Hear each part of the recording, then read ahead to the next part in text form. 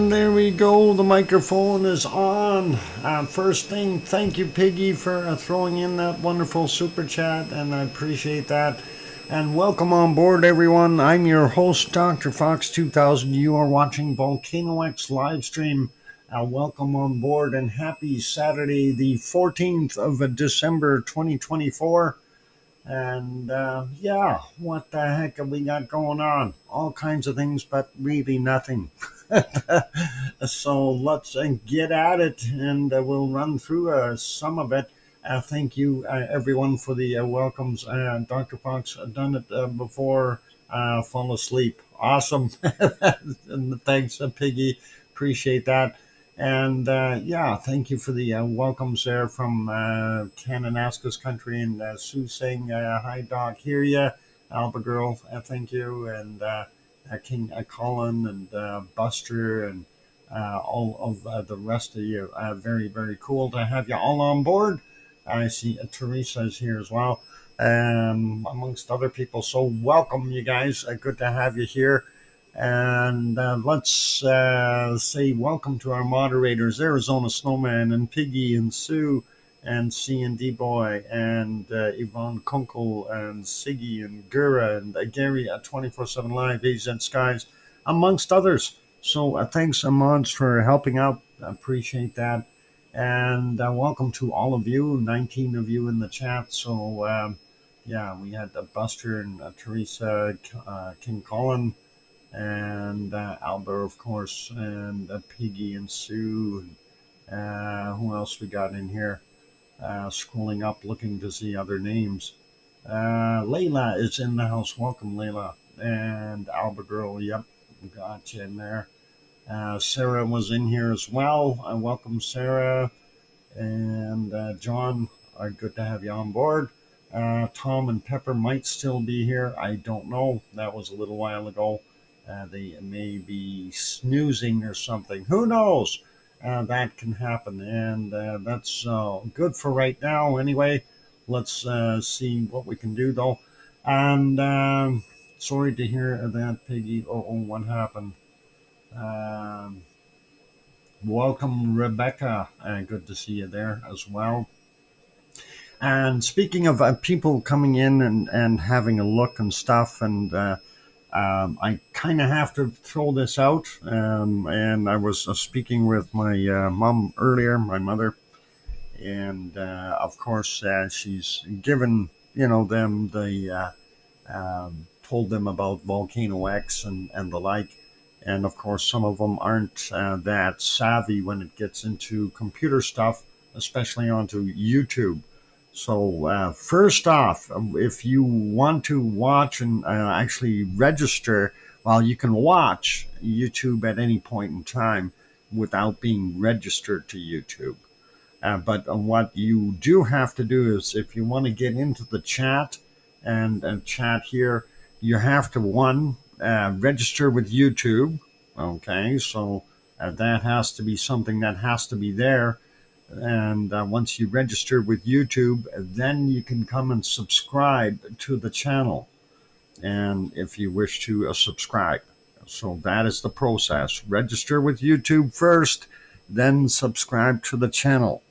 And that will allow you to be able to get into the chat. We do have it set on 20-minute delay. That is to keep some of the riffraff out. So that is there for a reason, and we'll leave that in place. But that is the process. So register with YouTube, subscribe to the channel, wait your 20 minutes, then you can come into the chat and do your thing. So that is what we got going on. John, your caps are on. Okay, yeah, Piggy seen it too. I knew we could catch him in the act. It does happen. I got to close my window a little bit chilly outside yet. It is not a bad day. We do have some sunshine and some very high cloud, though. So that is all good. And let's see. I can't hear anything now. Someone was yelling in my ear. Who was yelling in your ear, Buster? And why can't you hear? It would have gone right through to out the other side, and you have dried out down there after there's storms and floods. Okay, yeah. Speaking of storms and floods, apparently it's very windy in Vancouver, according to Mom. And she can see some trees bending over really far, and she knows that they're going to go. It's not like it's her first storm. She understands these things. She's been around for a while, so she knows what it's like. Anyway, let's get at things here. I did get the volcano report. Thank you, Sue. So that's all good. We'll get to that in a bit. But I want to point out something I thought was kind of interesting. And let's see if we can get to the right screen. And that will be, of course, this one. But we have to back up in time here so we can actually see. And we'll just pick a time here in the middle of the day. And it was a little bit out of focus. Let's see. It was a better focus in the morning. There we go. So pay attention to the area right here. Look at this. We've had a collapse. Thorbjorn is disintegrating. It is broken. Yes, that's a collapse that happened on Thorbjorn.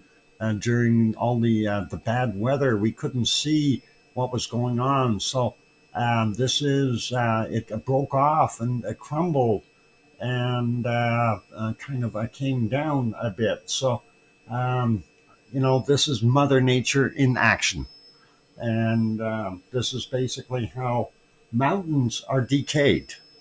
And they will turn into flatland and soil over a period of time. And when we say time, we're referring to geological time frames of, tens of thousands of years. And things will break down and create, that's how, mountains become hills and hills become fields. So that is kind of what we're seeing there. So we can expect to see more breakage in the future here. I'm sure of it. And now you see that fault, of course, that is what transpired when we had all those big quakes and everything way back last year. And it is, of course, still there, very prominent, noticeable. There is also one in here. You can see, if you're looking, you can see it down here. So, is it a possibility that we're going to have a major disruption on Thorbjorn? Well, eventually, I'm sure. We'll see stuff crumble both to the east and the west up on the top ridge here. And I hope with the cameras everything there is a little bit more solidified. So I figured I'd show everyone that. What I used to eat Play-Doh. Don't eat Play-Doh. That stuff doesn't come through you. It just sits inside you. Makes you all fluffy. They'll take that for more burn. I don't know if they're going to come up and truck that away for berm usage. Speaking of berm usage, that light that we always see over here, and I don't know, this is so out of focus, it's hard to tell here. I'm trying to get it to get to a spot where we got better focus. Anyway, that light over there, that's a construction light. And I always thought the camera was over a little bit further. This is on the southeast side of Salingafal is where they're taking the material from and building the berm. So that's kind of where that is. And that's how come we are still seeing the construction noise, because the sensor is just down the hill here on this side. So they're probably zipping down the road just out of sight behind the hill here and causing all that noise. So that is what that light is over there. And again, that's this one off in the distance where the mouse is here. And you'll see the trucks bombing along there doing their thing. So I figured we'd show you that and kind of talk about that a little bit. And I thought that was something of interest. So let's put it back over here. And looking at this, we've got kind of variable weather there today in Iceland. It is a warm, or was warm enough to melt snow, but we do still see snow in some places. And of course, it is what it is. Let's see if we can get on to one of the other ones here. I want to, is it this one? No, this. Let's go back to a daytime view of this so we don't get too confused. I don't know if this does look like snow here that hasn't melted yet. So that might even be fungus for all I know. But we don't have that much snow kicking around. And don't be fooled when it goes into IR mode that this is not snow. This is mosses and grasses down in the forefront. There in the distance there, of course, you can see the Sunuka crater row degassing and doing its thing. And this is our cone back there that it built up and still standing there. That too will crumble a little bit more and turn into, a more rounded feature, if you will. So very interesting. And then, of course, this is a Thorbjorn over here, and that little collapse that was up here on the top of the hill. So unfortunately, we can't see it from this angle. And this is, of course, coming from Sanho, looking to pretty much the west, slightly northwest. So that's what we got going on. Let's put that one back on live. That is the current shot. And like I said, that is not snow. That is grasses and mosses. And with that, you can see there's that light that we always see on the other camera. And that's where it's pointed down at where they're digging out the material for the berms. Pretty cool. And so speaking of all that, let's leave that, put it back on the multi-screen here. Now, the one thing we look at the quake map, we don't see that many. It looks like 17 quakes in the last 12 hours. Let's not worry about that so much.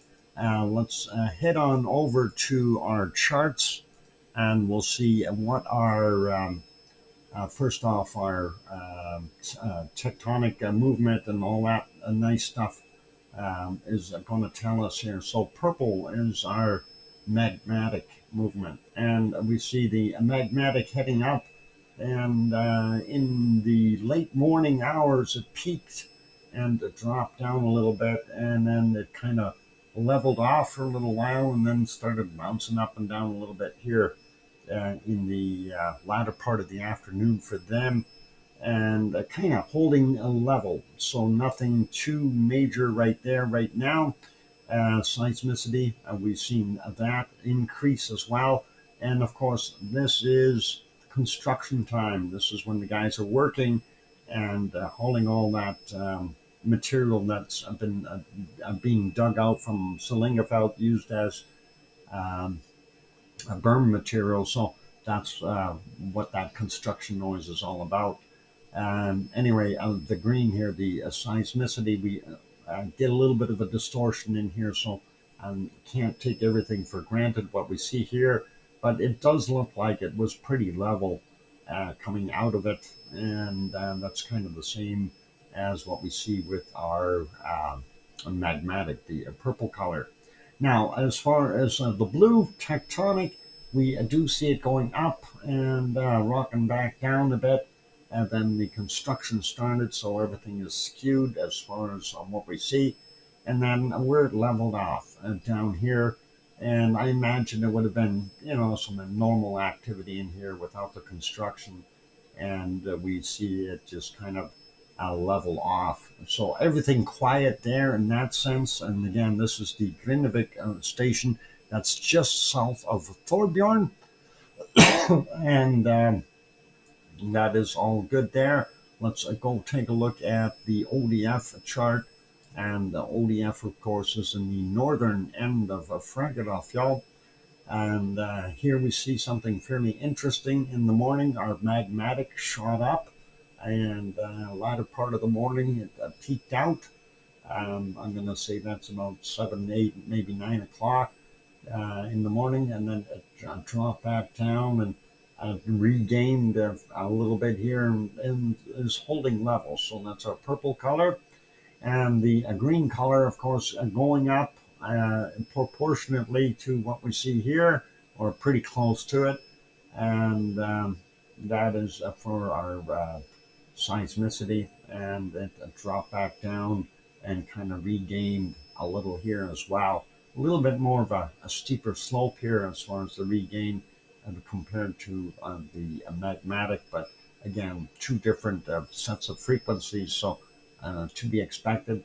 And then, of course, watching our blue, which is our tectonic movement, we do see that zooming all the way up here, holding fairly high, and then dropping back down, major drop, and seeing it build up once again, and a couple little spikes in here indicating some quake activity somewhere along the way in that region. Let's go to our next thing, and that is our uplift. So we've done our harmonic tremors, and I'm going to refresh the uplift before we get at it here. And good thing I did, because there are 2 more points added. And yes, in general, we are seeing a very straight, well, I won't say straight line, but uplift. We're seeing a gradual uplift continue. So this is going up, and it's a matter of time. Like I mentioned yesterday, if somebody wants to sit down and calculate out how long at this rate it would be before it hits the threshold, then so be it. Have a look at it, calculate it out, let us know. I'm guesstimating somewhere mid-January, so that's kind of what we got. But again, we may be surprised with what goes on.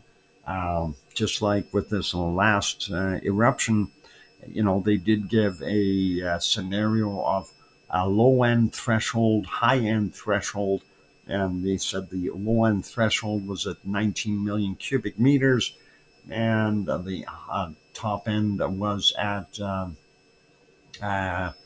whatchamacallit there, the 29 million cubic meters. There we go. But it actually popped at about 20.5, somewhere thereabouts roughly. And seeing that kind of throws you off a little. And I thought it would take a little longer to see the eruption. But hey, it did what it did. I think a lot of others were thinking the same thing. With the expansion of the sill that we were seeing, every time we see an eruption happen, of course, that swelling has to push it out a little bit further, and that extra volume and space, even though it does deflate, that volume and space would still be more than before, or so we think, or hypothesize. So, again, we have to ponder exactly what goes on and see when this might pop. And at this rate, yeah, that's kind of where I'm thinking it's going to be. You never know, though. You really never know, because Mother Nature can throw us surprises. She's been known to throw curveballs, and that is very normal. So, yep, definitely uplift though, and it continues on, and we'll leave it on here. Actually, going to put it back on the Greenvik chart. So, whoops, why did it do that? Greenvik might start with G, huh? Let's get it on there. Grimswall, nope.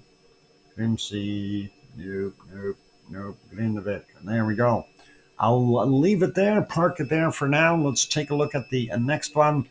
This, of course, is our earthquakes. And I'm going to zoom out first. I want to make sure that we're not missing anything up towards the Yan Mayen or down south here on the Reykjanes Ridge. And I don't see anything there. And like I said before, 17 quakes in the last 12 hours. Not that much activity going on. And certainly none down here on the bottom end of the Reykjanes Peninsula. So it makes the guy wonder, so why so quiet? And well, everything has been busted up. I turned on the microquakes as well, and none in this area. And that includes Kristevik, and we have one further over, and that is over here, and that's the Brennensteinfeld area, and that's where that little swarm is. So again, underneath here, we've got a huge magma chamber, and you'd think that there would be some activity, some collapsing, expanding, something to give us a little noise, but not happening. So that is what we got. Let's get at the quake stall, so nothing out in the water, and over here to the Brennensteinfeld area. The oldest ones here, we're seeing a 1.17, 5.3 kilometers down from 1005, and the rest are all below a 1. This is a 0.65, 5.2 clicks down, 0.53, 4.4 clicks down, 0.6, 4.6 kilometers down, a 0.7, 5.2 kilometers down, a little fresher from 2007, and this one from 1915, a 0.4, 5.5 kilometers down. So that's what we've got going on here. Thank you, Sue, for that 5-minute warning. And next one on the list here is what we got happening at Katla. So 1.9, 843 meters down.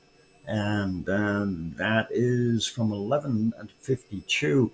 And I don't know how thick the ice is there. I don't believe the ice is 800 meters thick. I think that might be right at the rock line or slightly below it, some kind of a pressure rumble.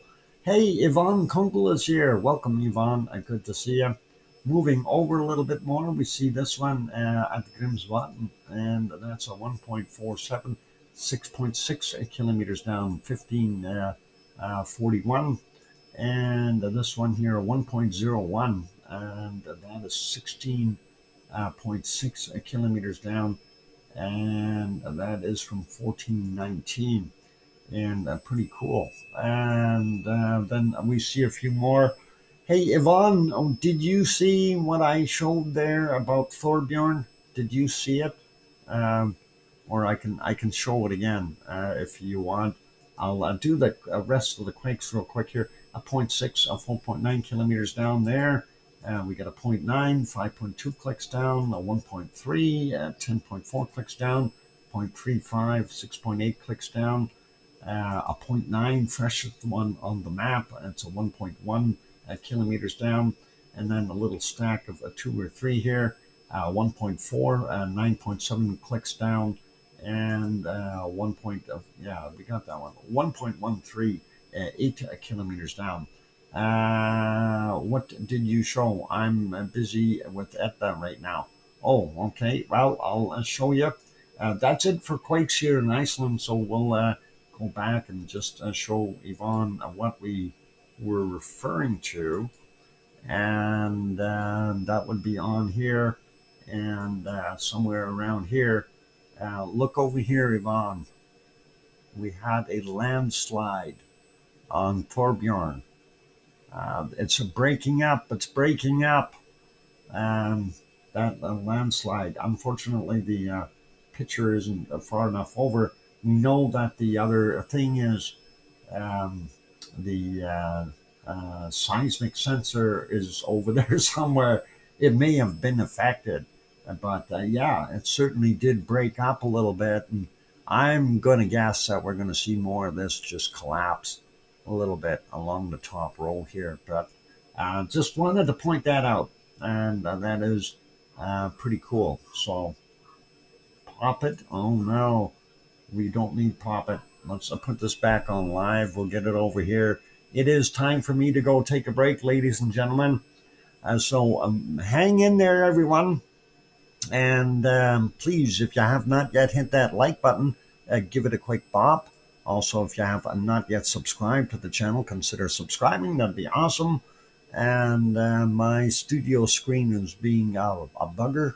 It was still stuck up on the charts. It doesn't want to reload. Okay, and that is not nice of it. And let's see if we can get that back on here. And then I am going to go take a break, ladies and gentlemen. So, yeah, hit that like button and hit that subscribe button if you haven't done that. Brett, I just subscribed. Oh, okay.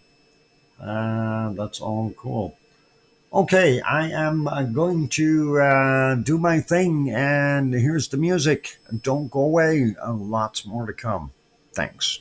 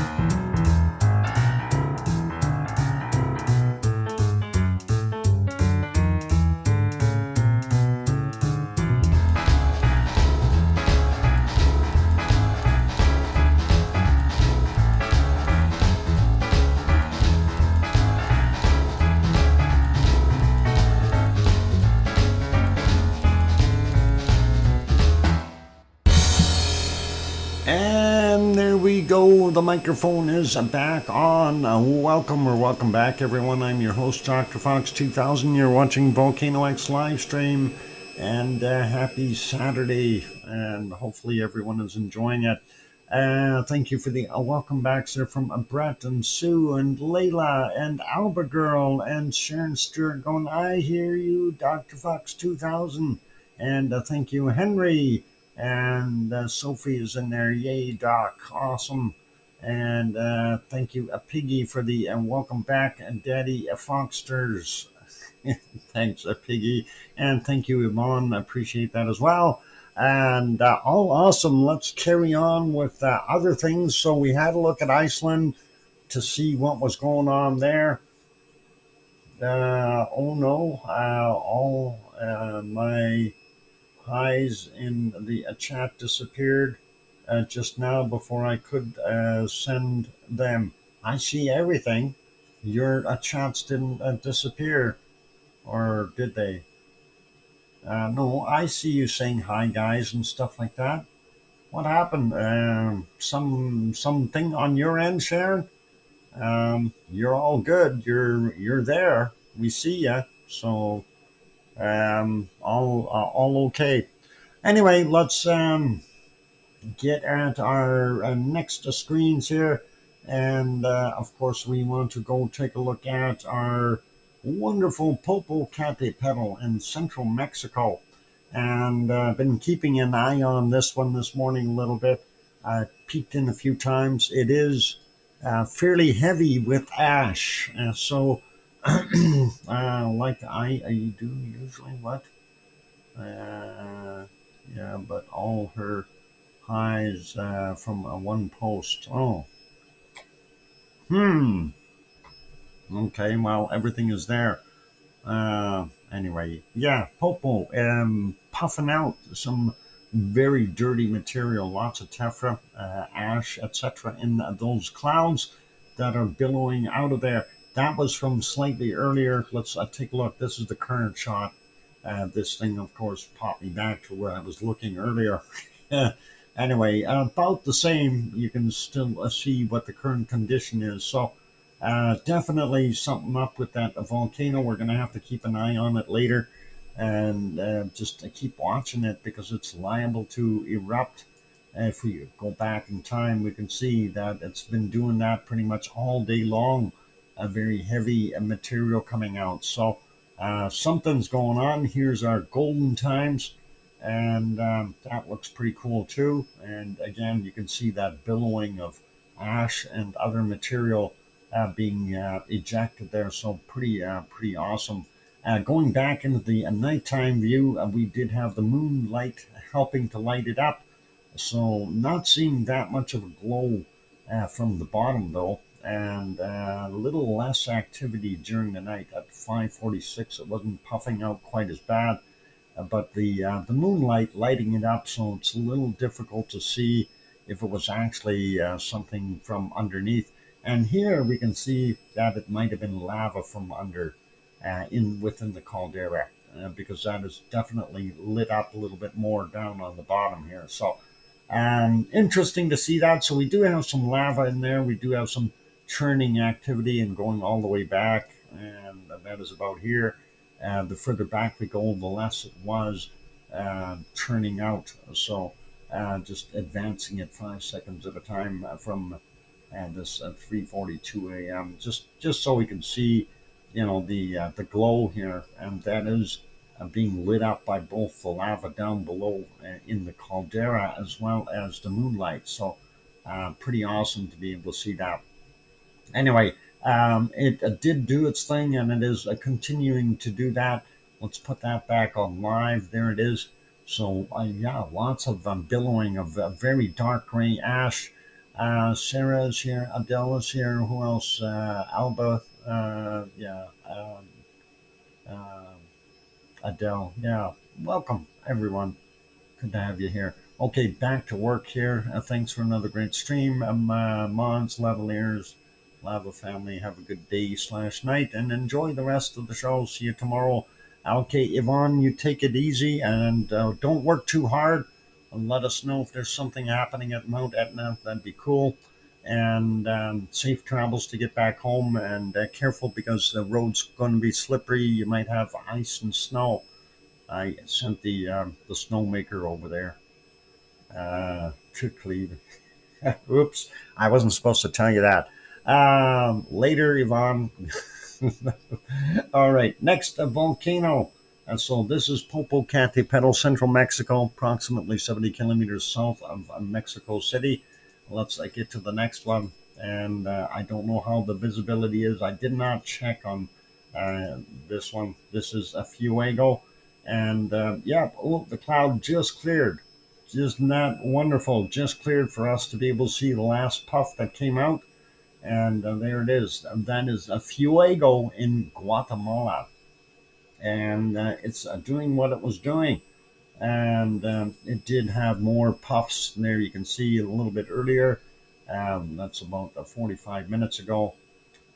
And the list goes on with the amount of puffs that it had. You know, it does a puff every 10 minutes or so. 8 to 10 minutes, it's usually erupting and throwing out a burst. And here's a fairly heavy one. Again, very ash-laden material, so that tephra definitely coming out and building up. Here's another one a little further back at 10:16 a.m. Their time, so that is pretty awesome. And again, as I said, you can almost set your clock by it with the amount of activity that we're seeing here. I'm just trying to get these little puffs. There's some little ones in here as well. They're not as big, but they are doing their thing. And unfortunately, earlier in the day there, the cloud work was in, and we couldn't see that great. But yeah, that was there. And then we get into the clouds, and we did have a few openings, but you could see it had a fairly civil eruption there. And then we have to go all the way back to our nighttime views before we could see anything again. And that did have some pops in here as well. And let's see if we can get on top of a couple of them just to have a look here. There we go. There's one at 5:52 a.m. Fairly large pluming. And then you can see the material dropping onto the caldera and dropping back down, and again leaving a bunch of tephra up in the air, ash, etc. So looking pretty good from a Fuego, and there were a bunch of those. So let's see if we can get to the next one here. Here's another one. This is at 5:39. And again, looking, I'm just expediting it by going ahead 5 seconds at a time, but we can see it flowing down the hill here. So let's see if we can get to a few more of these. And there's another one at 5:19 a.m. And again, rolling down the hill, same kind of a pattern as before. And so, yeah, Fuego definitely doing its thing. And there we go, a little bit more action here. And of course, then we had cloud in there. And that seems to be where our good visibility ends. So let's leave it as that on a Fuego. And we can definitely say it has been active. And this is at the current shot right now. At least I think it is. Is my clock wrong? Or is their clock wrong? It says 15:55. And their clock is fast. That's the problem. They're in the future. Hey, slow down, mister. Anyway, that is what we got going on there currently. And let's leave it be. Let's go to our next shot. So, Fuego, definitely on the good list today. Next one is Rincon de la Vieja. And of course, why would we be able to see Rincon de la Vieja? Well, we can't. That is yesterday's picture. Let's see if it'll refresh. Nope, that's yesterday's picture. We're stuck. They don't have a new picture. Rincon de la Vieja in Costa Rica is not visible. Let's go to our next one. And this is also stuck. Has not refreshed. Let's try that. Nope, won't do it. This is a Poaz crater and also not visible due to cloud and no updates on the system. So we'll leave it as that. We'll move on to our next shot here, and that is a little further south. And of course, we're not seeing a heck of a lot here either. I'm going to refresh this one. This is in Chile, and that is our wonderful Puihi cordon Kuye, and aka chicken cordon bleu. And again, we get to see the lights going by here. I think this is yesterday's video. Why did this not reload? Let's try doing that again. There, now it reloaded. All right, that's better. And that's a little bit more like it. Now, if we click on it, we can actually see a lot less cloud today. So that is all cool. But again, we're not seeing any activity happening here. So everything is fairly quiet. And I think there was some reports here about which other one was it that was fairly quiet.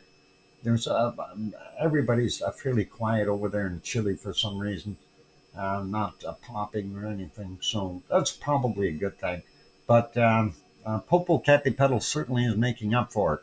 Let's move on to ones we've skipped a little bit in the last little while, and of course that is Merapi, and Merapi is in central Java, Indonesia, and you can see cloud on top of it right now, lenticular style cloud, and not very visible for us wanting to watch it. It looked a little thicker as far as lenticular cloud, nice layers. You can see the bands in here. That is showing exactly what you would see in a lenticular cloud. And going back further in time, don't see a heck of a lot there, or here, or here. Just not good. And you can see down here in their weather radar, you see how yucky it is. So definitely not good visibility for watching volcanoes, and the weather just not allowing it. So I'm going to say, unfortunately, we're hitting a dud today. So I'm unable to really see what is going on there. It is 4:52 a.m. and it is looking fairly light. That's because of the full moon, or pretty close to it. And that's why it's as bright as it is, but we're definitely not seeing any lava flow right now. It's gross in Seattle too. Weather, are you saying the weather is bad? Let's move on to our next one here. Yeah, Vancouver isn't so great, if that's the question. Um, Sophie, good night to you. All the best. Take care. Let's get to looking, and no, Madame Roots still does not have anything up there under her short videos, and I don't think she's got any live stuff going either. So hopefully she'll get back on the ball. Hope everything is okay there for her. Let's move on to the next one. We're going back over to New Zealand now, and we are going to have a look at Taupo. Hey, what's going on here? There's a bunch of people running. Some crime going on. I'm pretty sure of it. Let's make this bigger so we can see more running. Yep, there are people running. They've stolen something and they're running away. Somebody call the cops. Quick, nab them. Hey, they're running in both directions. Just set up right in between. We can get them on both directions all at the same time. No flea market here apparently today.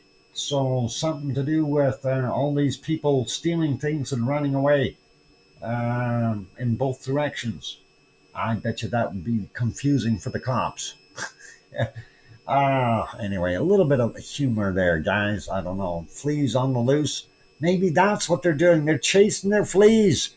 It's the National Flea Chase Your Fleas Day. Oh boy, I should have known that. Anyway, the camera does have some gunk on it, whether it is a spider web and or bird droppings or whatever. It's got some stuff on it. It's not so good. Anyway, we do see the lake. The lake is the caldera for Taupo, the volcano. It is a super volcano. And off in the distance there, you can see just a little bit of white there. That is not a cloud. That is the actual top of a Mount Ruapehu. And that is also a volcano we keep an eye on. But the lake is the caldera for Taupo, so a large place. Anyway, looks like 71 degrees Fahrenheit, 22 Celsius there in Taupo, with the winds from the west-northwest at 4 miles an hour or 6 kilometers an hour, and humidity at 57%. Wonky donkey, I see you. Quit making all that trouble. Hey, get us a new eruption. Go drill into the lava chamber and let's get a fragile fjord erupting. Okay, that's your duty. Let's get. Never mind Sanuka Crater Road. Let's get fragile fjord going. That's what we want to see. Please, just all you got to do is drill down straight down 11 kilometers. Okay, it should be easy for you. Put on your seatbelt and go for it. You don't even have to do anything fancy. Just a point down and go. Anyway, that's all good. And that is our wonderful town poll. Unfortunately, no flea market today. Let's make that smaller today. And this, of course, is New Zealand North Island central portions, just so nobody misses that.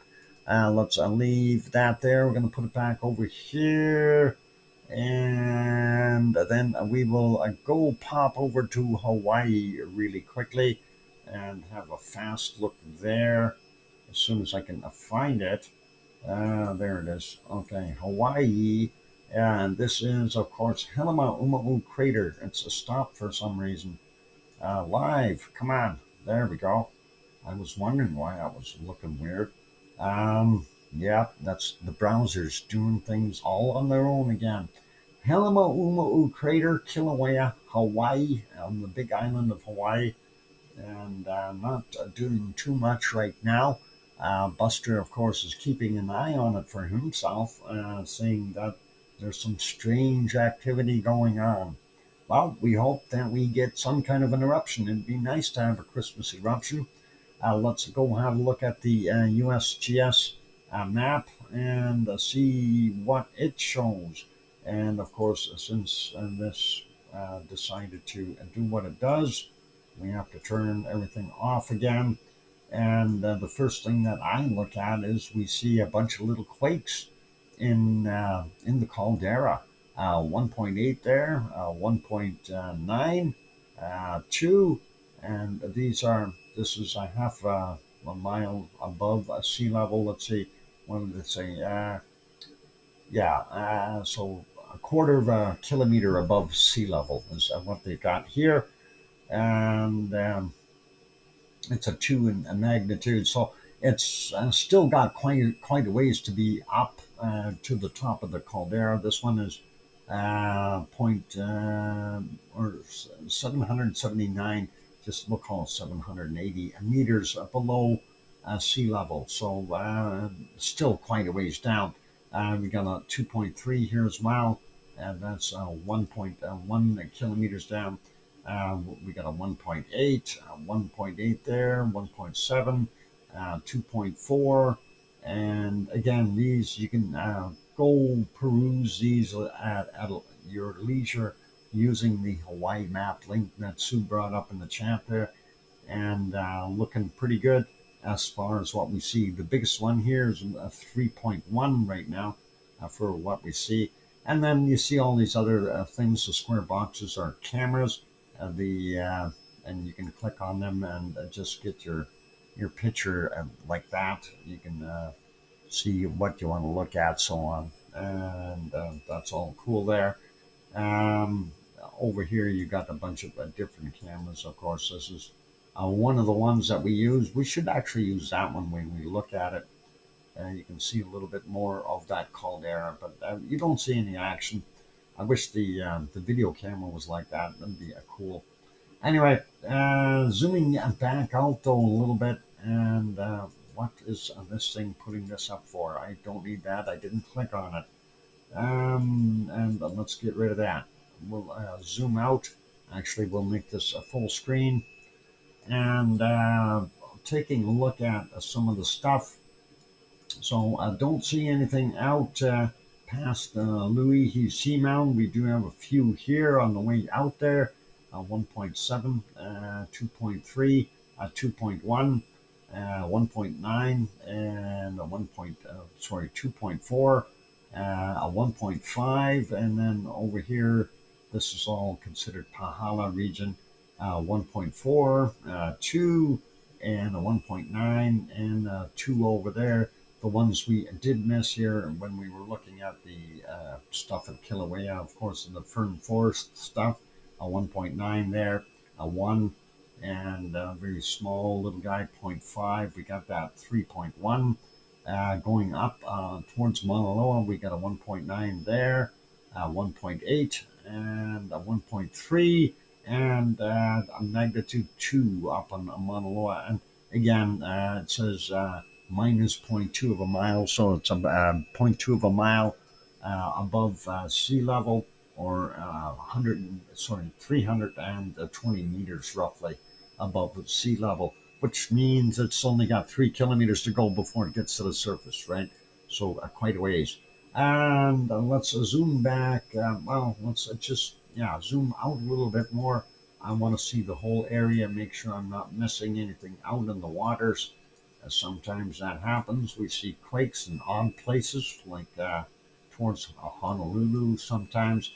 But you got to remember, this is all shifting and heading to the northwest, gradually moving along. And, that's how these islands are no longer active volcanically, at least that we know of. So, in a few million years, a couple million years, this will be sitting over here, okay? And we'll have a new mega continent over here called Piggy Hawaii. And actually, it'll be right here. Never mind. This will move, and then we'll have Piggy Hawaii right there.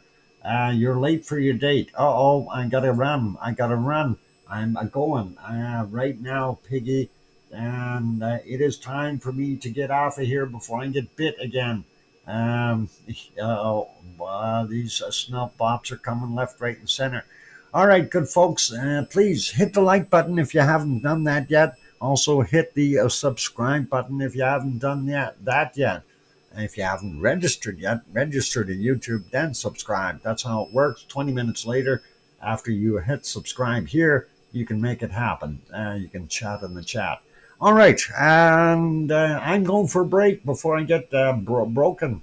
I got rabies. Oh, no, I got my shots. Oh, too much fun. I'll be back after a few songs. Don't go away. We'll have bacon seeds then. I'll be back.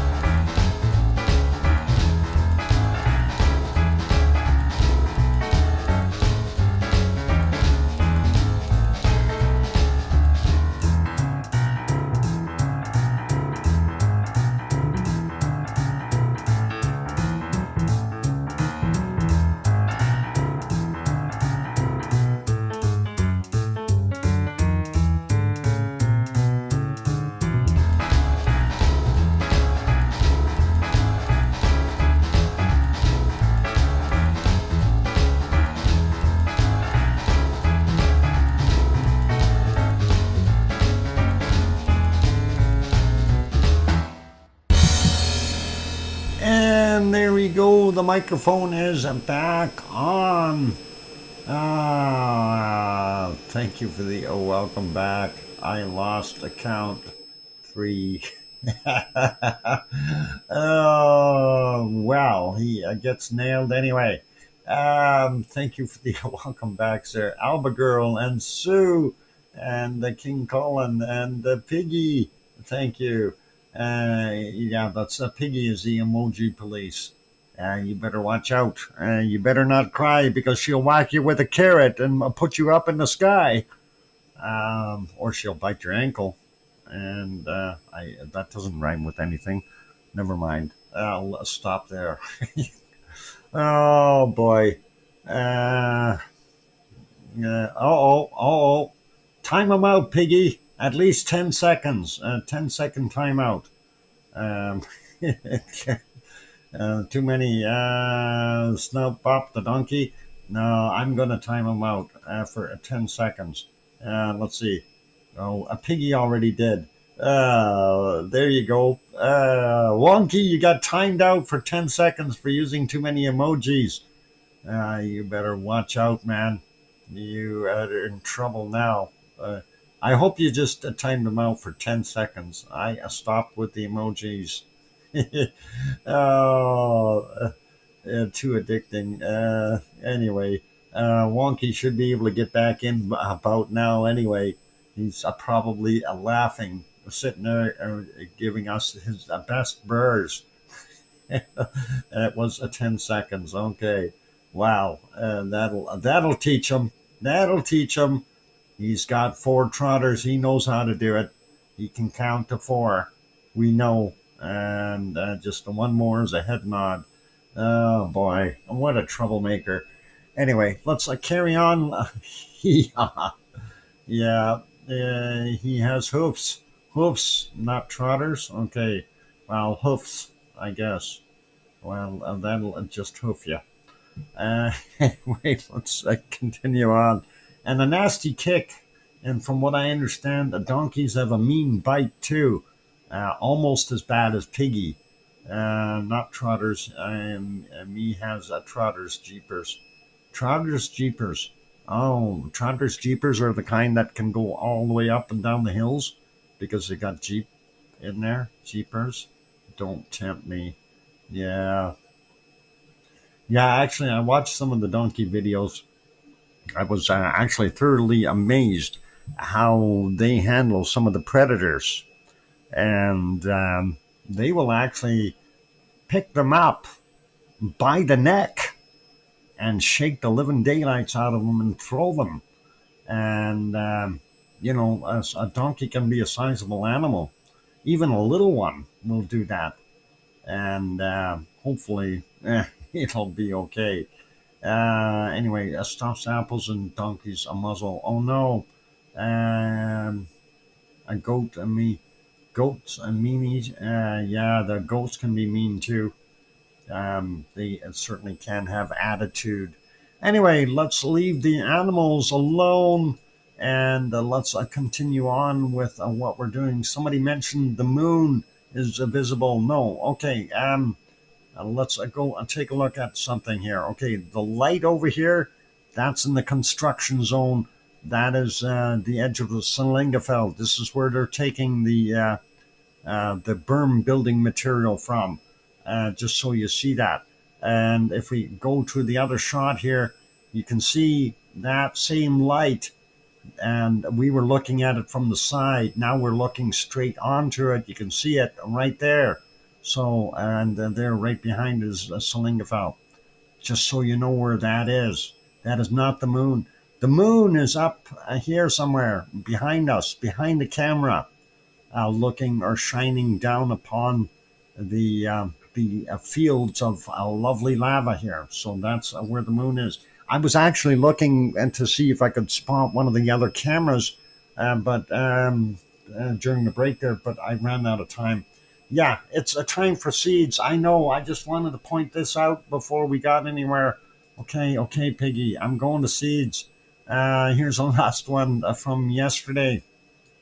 And come on, do something. There we go. Got it to do something. Here's our first one from today. And this is a bacon seed. Well, yeah, I think he needs a little bit of a hogwash. I think. I don't know. He kind of looks dirty. What's the Dr. Fox bin to shape? Oh boy. Trouble. My computer's actually asking for me to update it. Here's our next bacon seed, and there we see it. It's a Christmas pig doing its kind of all kinds of things here. Looking good, not starving by the looks of his belly or her belly. No, didn't do it. Okay. Hey, Wonky, put those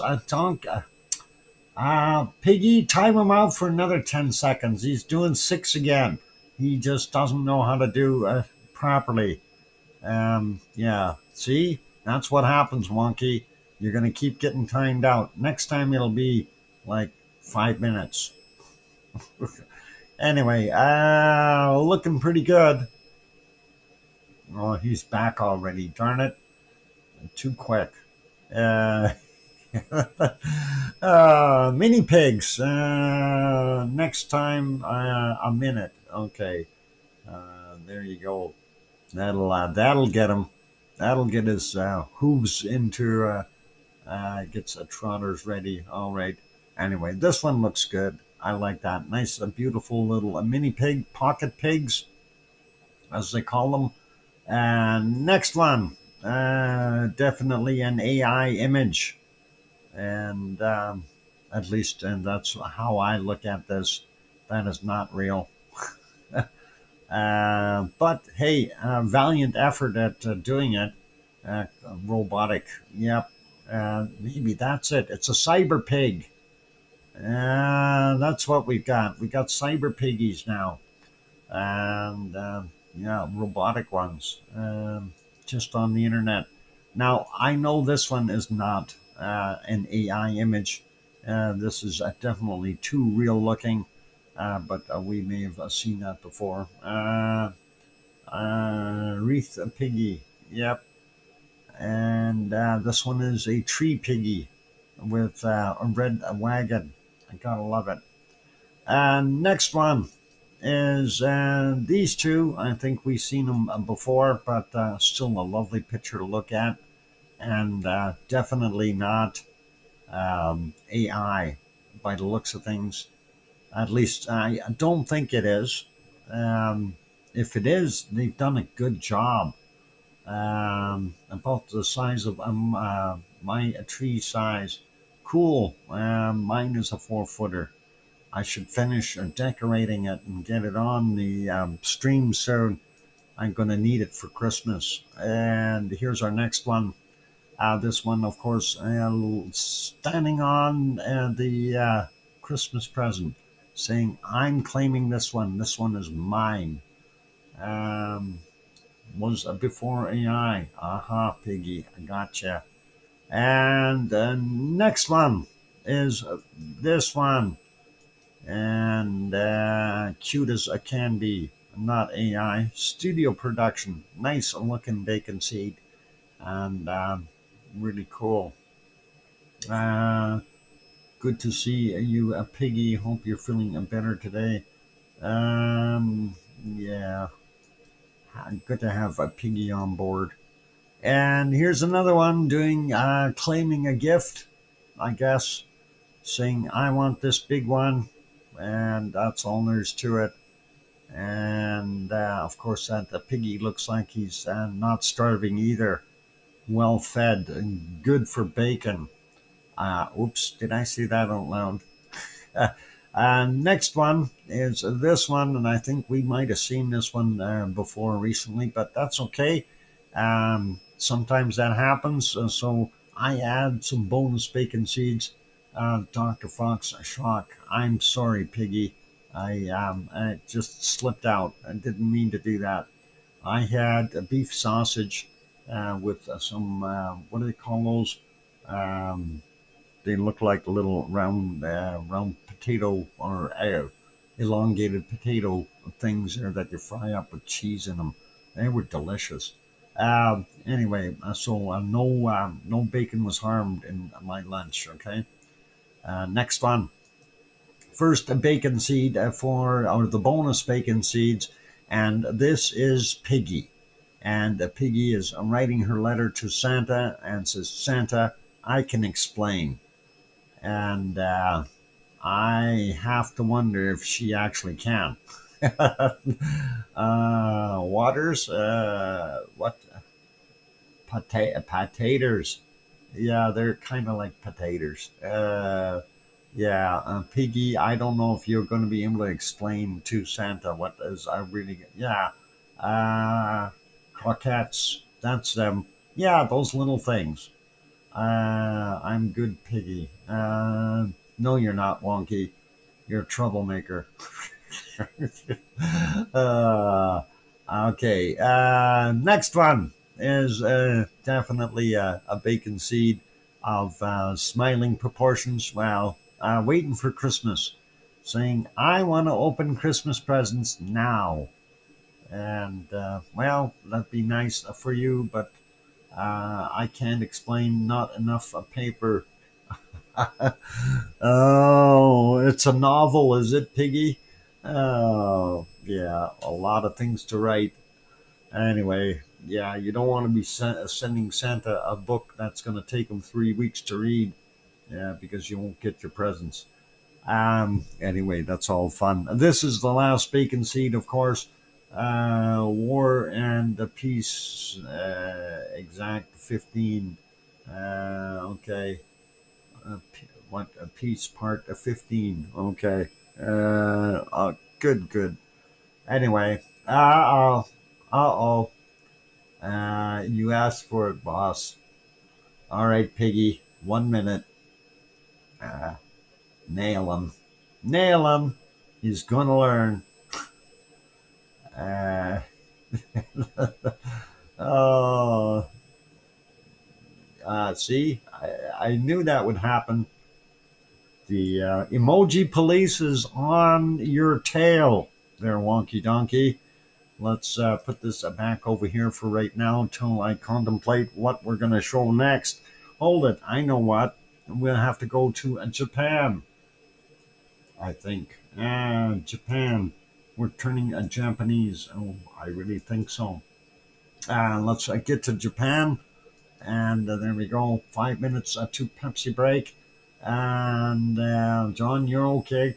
That's only five. We're all good. What has his tail been pinned yet? Pinned on yet? I don't know. Yeah. Anyway, ice cream boat is there, ladies and gentlemen. It's docked. Get your ice cream while you have the opportunity, and that'll be good. Hot fudge sundae, please, is what Henry says. I'm just going to stick to a banana split today. That's what I want. Ice cream boat spinning around, getting into final docking position. So that'll be cool. Sue is heading on down to get some. And looking at in the background, we have Sakurajima and the volcano just across from Kagoshima, southern Japan. And we see it there and doing its own little thing. And let's go to the closer up view. And while the ice cream boat is getting itself into place. And let's see if we can skip those commercials. And there we go. Birds are flying around, a little bit of a degassing from the volcano as sunrise is setting in here, or sunset, I mean, sunrise, my bad, sunrise. It's 7:26 a.m., not p.m. And we go back into the nighttime, and we do see the moonlight there. We also see a little bit of glow in here, and that is from the caldera, indicating that there is active lava within that caldera.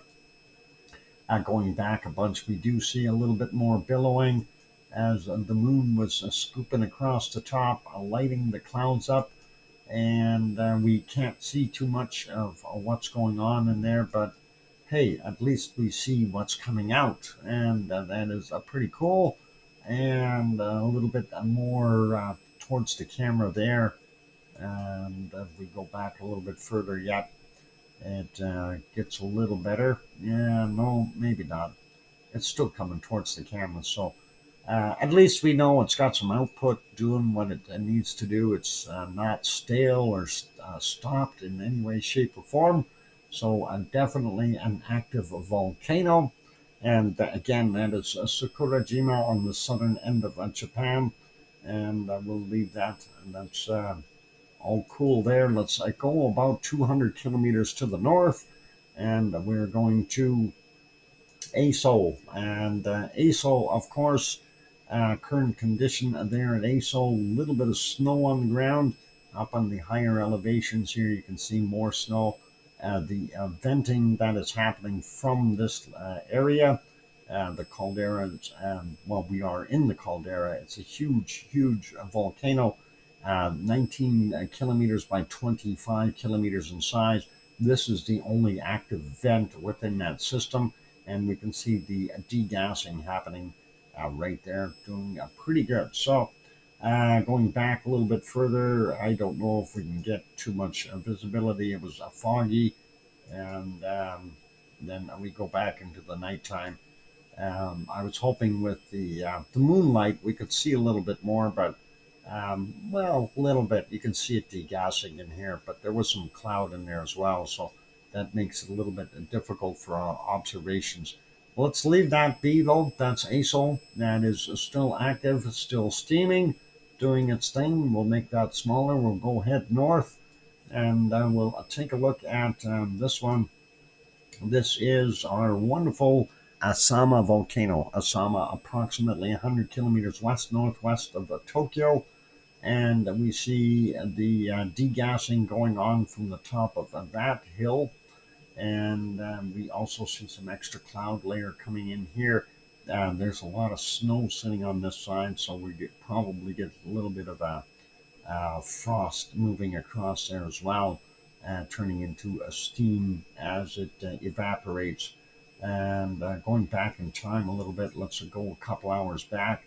The moonlight really lighting it up. We do see extra billowing here, but we also have cloud moving in, so it makes it a little harder to tell exactly what's coming from the volcano. And there's more of that, and you can definitely see that snow cover looking pretty good. And further back, that's more clear. You can see where it's coming from. And you know, if nighttime observations of all volcanoes were like this, I'd be very happy. And that is at 55 minutes after midnight. And beautiful. So very nice to see that. Anyway, that is Asama volcano, and doing its thing. And that is, like I said, northwest of Tokyo, and definitely some degassing going on, and the UFO putzing across the screen here. Let's just back that up here. Yeah, you can see it. All good.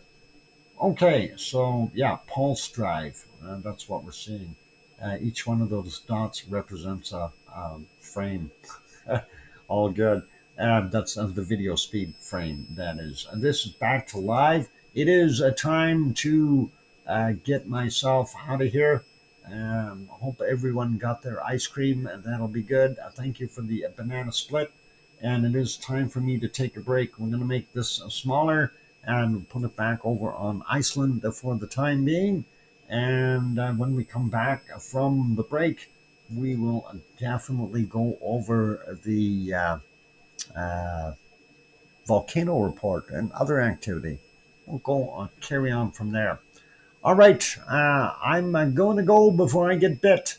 I'm your host, DrFox2000, here in Edmonton, Alberta, Canada, and you're watching VolcanoX live stream. Hit that like button, subscribe if you haven't subscribed yet.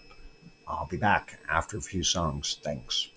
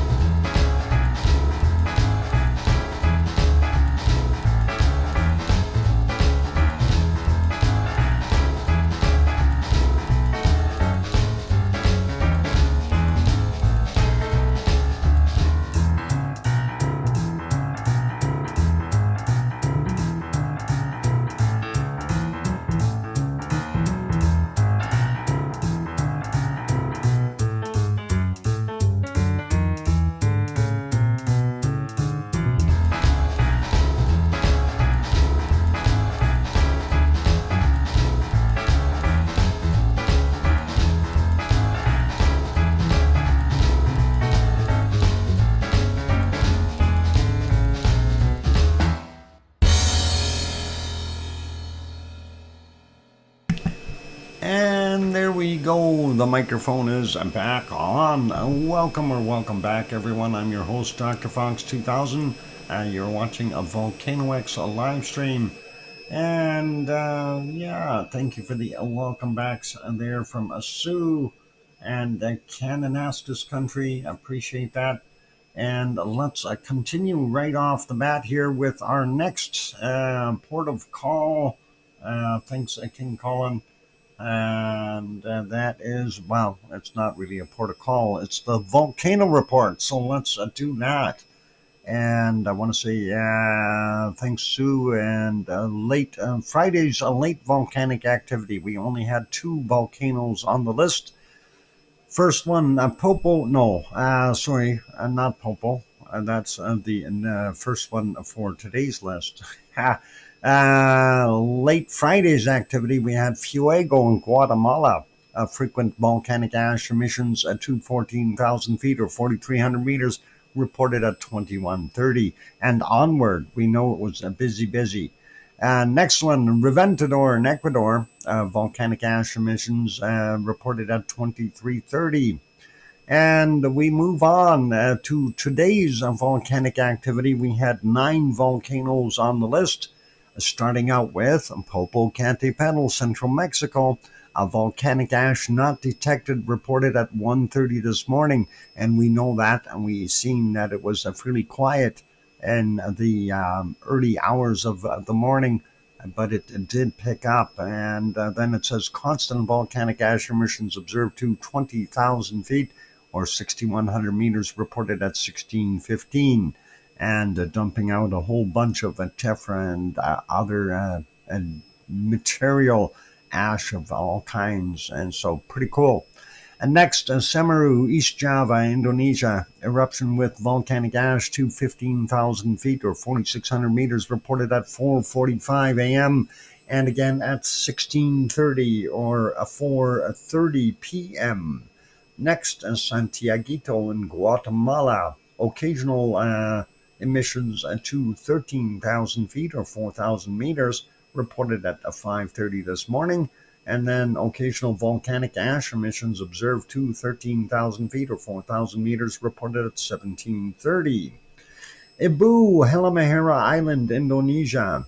A volcanic ash to 7,000 feet or 2,100 meters reported at 6:30 a.m. and again at 12:45 their time. White Isle volcano in New Zealand. Eruption ash, entrained by vigorous steam / gas plumes to 2,000 feet or 600 meters reported at 6:30 this morning. So it looks like White Isle volcano is definitely getting more active once again. Next, Fuego in Guatemala. Frequent volcanic ash emissions to 15,000 feet or 4,600 meters reported at 9:15. And Suwanoshijima in Japan. Erupted to 6,000 feet or 1,800 meters reported at 10:30 in the morning and again at 1900 their time. Next, Reventador in Ecuador, back in there again. Occasional emissions are reported at 11 a.m. And Copahu, a volcano in central Chile / Argentina. No emissions are reported at 23:30. And that is the last one on our list. A big thank you to Sue for providing that volcano report. Awesome as usual, and very good. So that is good for that one. Let's get to our next thing that we want to take a look at, and of course that is our earthquakes and earthquakes around the world. Nothing really huge out there. The biggest one we see is a 6.4 in Chile, and that happened yesterday, of course. We'll look at that as we go back through there. Anyway, let's zoom in here to the Kamchatka Peninsula to get a starting point. And this is not too far away from Kurymsky. This one is a 4.5, and that is from 1315. our time, and that's 123.5 kilometers down. That is definitely on land, and we can see that. So all good. And let's move along through the Aleutian Islands. We're not seeing any new or fresh activity near Attic here where this swarm took place. So maybe that has subsided. And we are seeing some odd quakes. We got a 3.4 up here, um, close to Deering, Alaska. And then this one here, 3.1. What is it? Tyonek, Alaska. Anyway, I don't know if I butchered that or did it right, but that's what's up there. Just a real quick look up in the northern areas. Don't see anything else up there. Let's zoom back in. And the other area of interest, and still quite busy, is our triple junction here between the Wanda Fuca plate, the Pacific plate, and the North American plate. And we see that activity happening there. Latest quake was this 2.1, Redway, California, but most of them are offshore in the ocean, and we had up to a 7 here when that all started. So big action from that area continuing. Nevada still has activity there as well, 3.4. Urington area, and let's see, there's a bunch of other little ones here. So again, still something popping there. Don't know what exactly it is. Looking along the San Andreas Fault, not enough new fresh quakes. That means we're likely going to see bigger ones here in the future. And this is kind of, I guess, in no man's land. That is the end of the San Andreas Fault. This is the northern end of the Imperial Fault, and this quake is right between the 3.0, and that's about it. Hopefully that won't cause any problems. Looking at the rest of this in our North American areas, looks like most of the U.S. is pretty much good. We see our normal stuff there in Texas. This one, 2.9 down here. And what is it? Dilley, 3 kilometers east northeast of Dilley, Texas. And well, that'll be a Dilley. You just better watch out, right? And yeah, San Antonio over there, Dilley over here. I doubt that they felt much, but 2.9, still a little rumble that'll make you consider, hey, something's happening. Anyway, let's put that back on satellite view and zoom back out.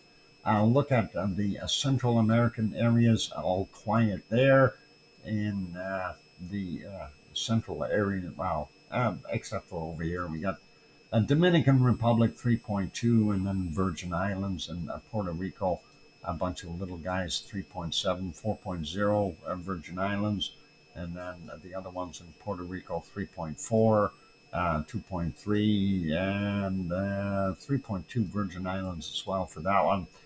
This one, Ecuador, and that is a 4.4. Happened at 11:05, and 35.2 kilometers down. Further down here, of course, we see this one, and that is in Bolivia, and I think that's the one they lied about. That's actually no, that is in Bolivia. Never mind. This one they lied about. They said it was in Chile. This is another one in that area, 4.9, Bolivia, 5:54 a.m. Today, 186.6 kilometers down. And then, of course, looking at this one, that is a 6.4, happened yesterday at 16:38 and 109 kilometers down in Chile. That would have rattled your bones a little bit, not too far away from Santiago, Chile, and I'm sure they felt it. South Sandwich Islands, we have this guy, yesterday's as well, from 2000 and 10 kilometers down. That's on the bottom end, so all good. Looking at our Antarctic rise, we do have a quake over here. Macquarie Island region, well, that's quite a ways from Macquarie Island region. That is over here. Okay, so whatever you want to call it, too far away. That happened at 4:25 a.m. and that is 10 kilometers down. And the would have been better off calling it Tasmania or something. That's all the way from here to here. That's closer, isn't it? Anyway, looking at the rest of it, we don't see anything else till we get back over to the South Sandwich Islands, so we'll leave that. And let's take a look here. New Zealand, just offshore, we had a 5.2, and that happened at 3:20 our time, 10 kilometers down. Looks like nothing in Tonga. This one looks like Fijian, 4.5 from 6:19 a.m. 145.3 kilometers down. Nothing here in Vanuatu or the Solomons. And Papua New Guinea had one here, 4.6, 9:44 a.m. That's 53.5 kilometers down. Pardon me. And then we have this one here, 4.3, Timor-Leste region, and that's from 4:10 a.m. 243.3 clicks down. Just south of Halmahera Island, we have this 4.8. Yesterday's at 2,237.5 kilometers down, and the bigger one to the west of Halmahera Island, a 5.3, and that's from 10:38 today, 46.7 kilometers down. Nothing along Java or Sumatra going all the way up into Myanmar. We don't see anything new up there. And nothing in the Philippines, and nothing in Taiwan, nothing in Guam area or the Marianas. We do have this one in the Japanese islands, a 4.7, and that is 8:19 our time, 10 kilometers down for that 4.7. The rest of Japan looks quiet. Let's zoom back out and take a look. Nothing in the northern parts of Russia or China for that matter. Nothing over here in Africa or the Arabian microplate or the Anatolian microplate or the Aegean microplate, and nothing new in Italy or Sicily. And moving out here to the Azores at the junction of the plate junction, and don't see anything new there either. And still only the old one here, the 5.2. Showing from the 7th on Iceland, of course, very close to Bartabunga. So all good. Let's go back over to Hawaii, and we've already discussed Hawaii a little bit, but all good with that. I guess we must have missed this quake, a 2.2, and that is actually on Mauna Kea and near the observatories. The observatories are here, of course. And this is Mauna Kea right there. Let's zoom in a little bit more so you get a better gist of where it is. So yeah, observatories there and a quake over here. So that 2.2, I don't know if it would have been felt very much, but I'm sure it would affect any photography at 4:52 a.m. when it was supposed to be dark, right? So that might have ruined a few pictures, especially if they were long-term time-lapse type of shots. Anyway, that's Hawaii. You can always take a look at the Hawaii map to get all the latest and greatest information. Thank you, Sue, for posting that. And got the 5-minute warning as well. That's awesome. And I notice I have to my clock up on the top of my stand here. I have to adjust it. It's 2 minutes slow. I need to get it forward a couple minutes to get me back on time.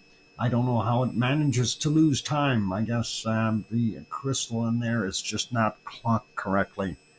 It is what it is. All right, so that's our time there, and no sense in getting into our SO2 as of yet, but we'll get that lined up.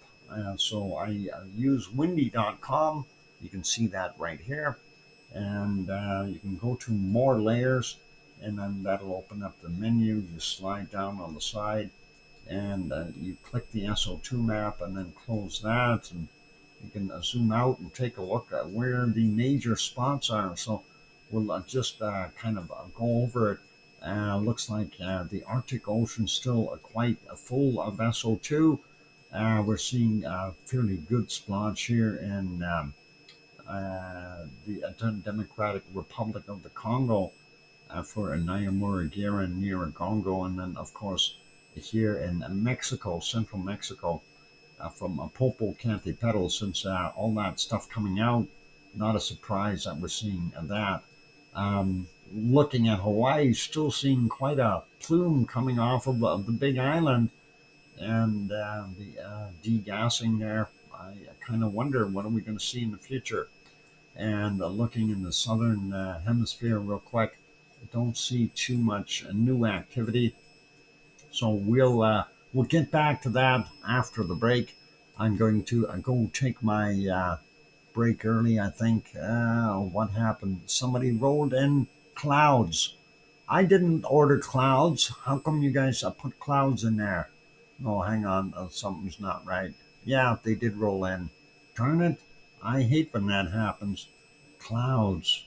I liked it better when it looked like that. This is much a better view. Not this.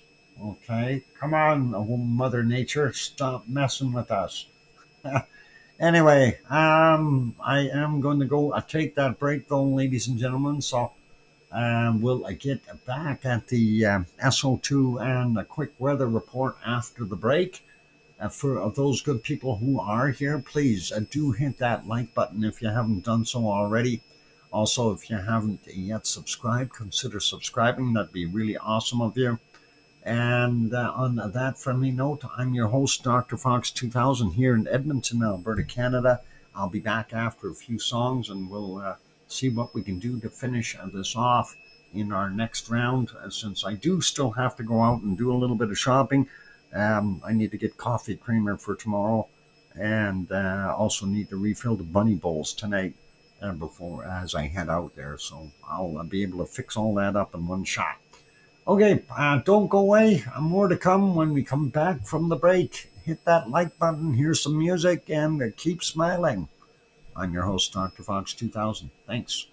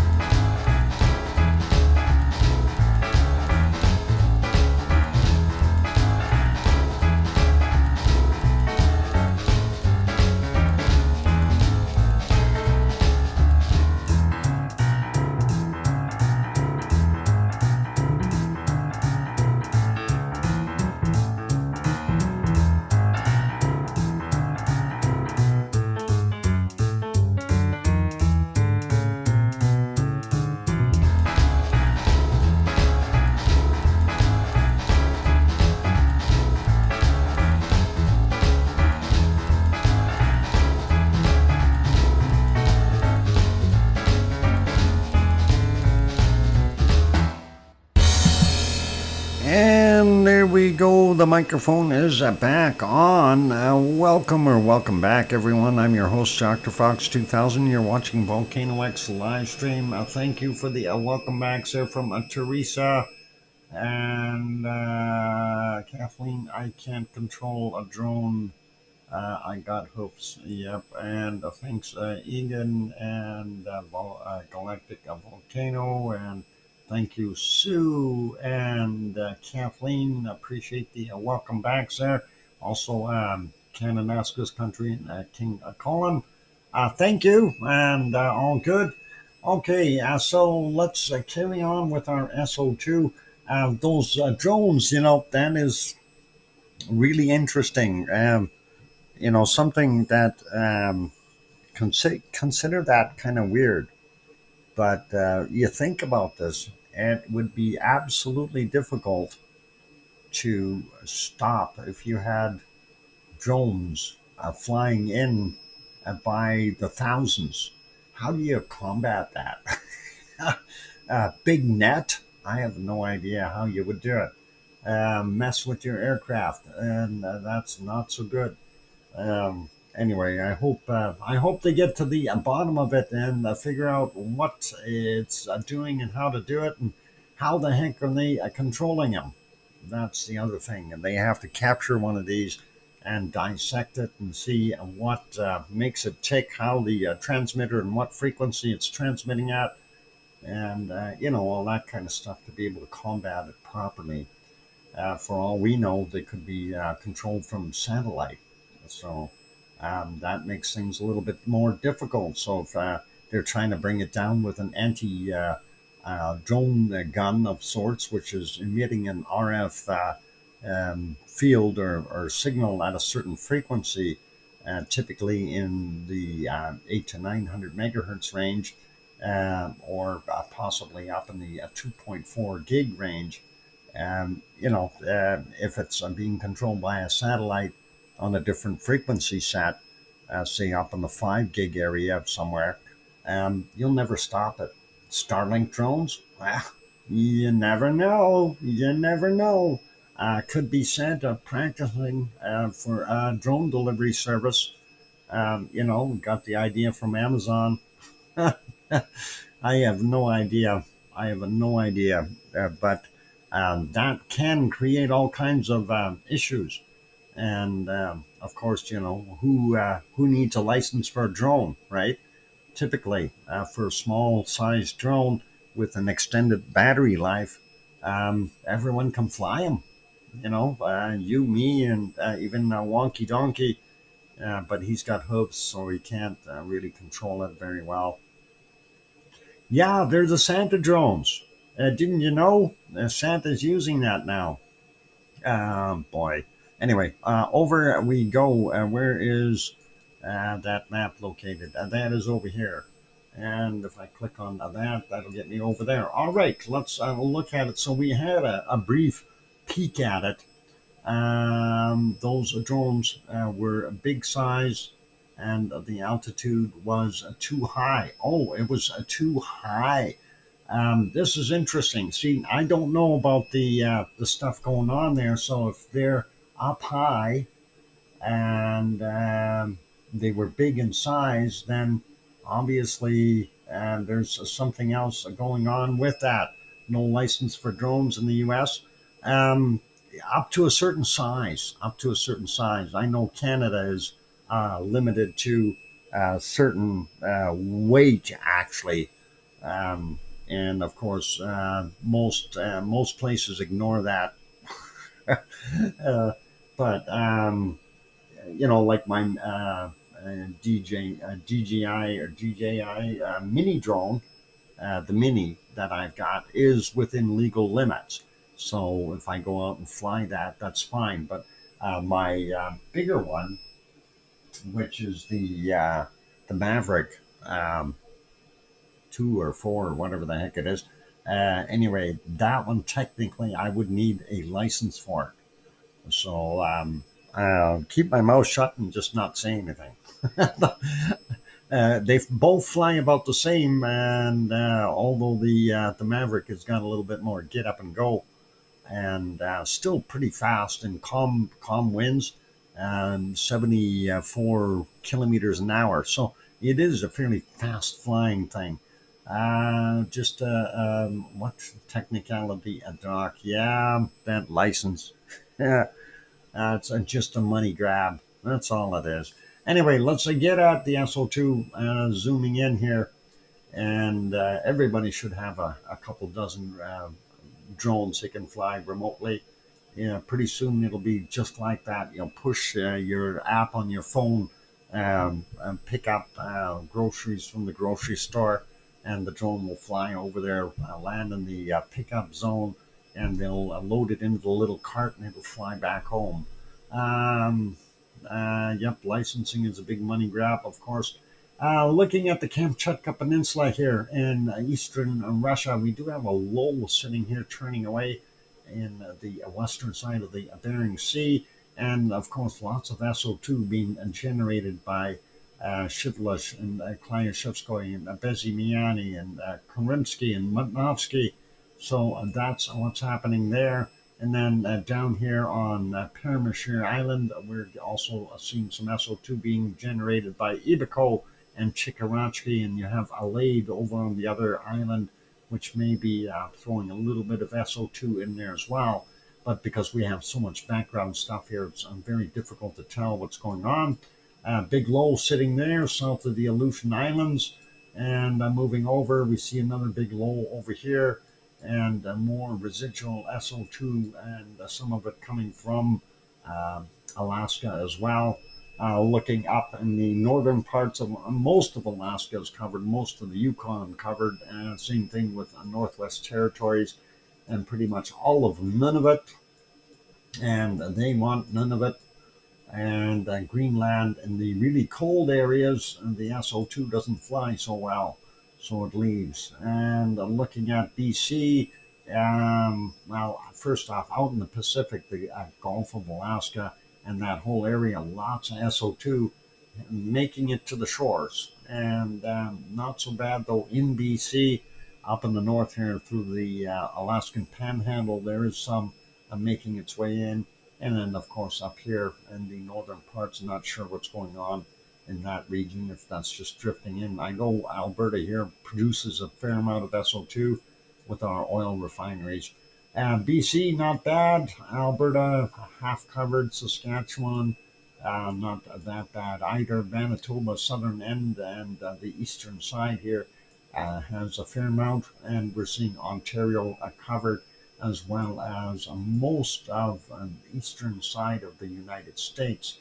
Looking at it, especially around the Great Lake regions, looks like the way the wind is blowing, the industrial stuff is moved up and blown back up into the Great Lake regions. So that's kind of what's going on there. Quebec a little bit lighter, Labrador a little bit lighter, same with Nova Scotia, not Nova Scotia, Newfoundland, but Nova Scotia and New Brunswick and PEI are getting a little bit of a heavier level. Hopefully that will dissipate as well.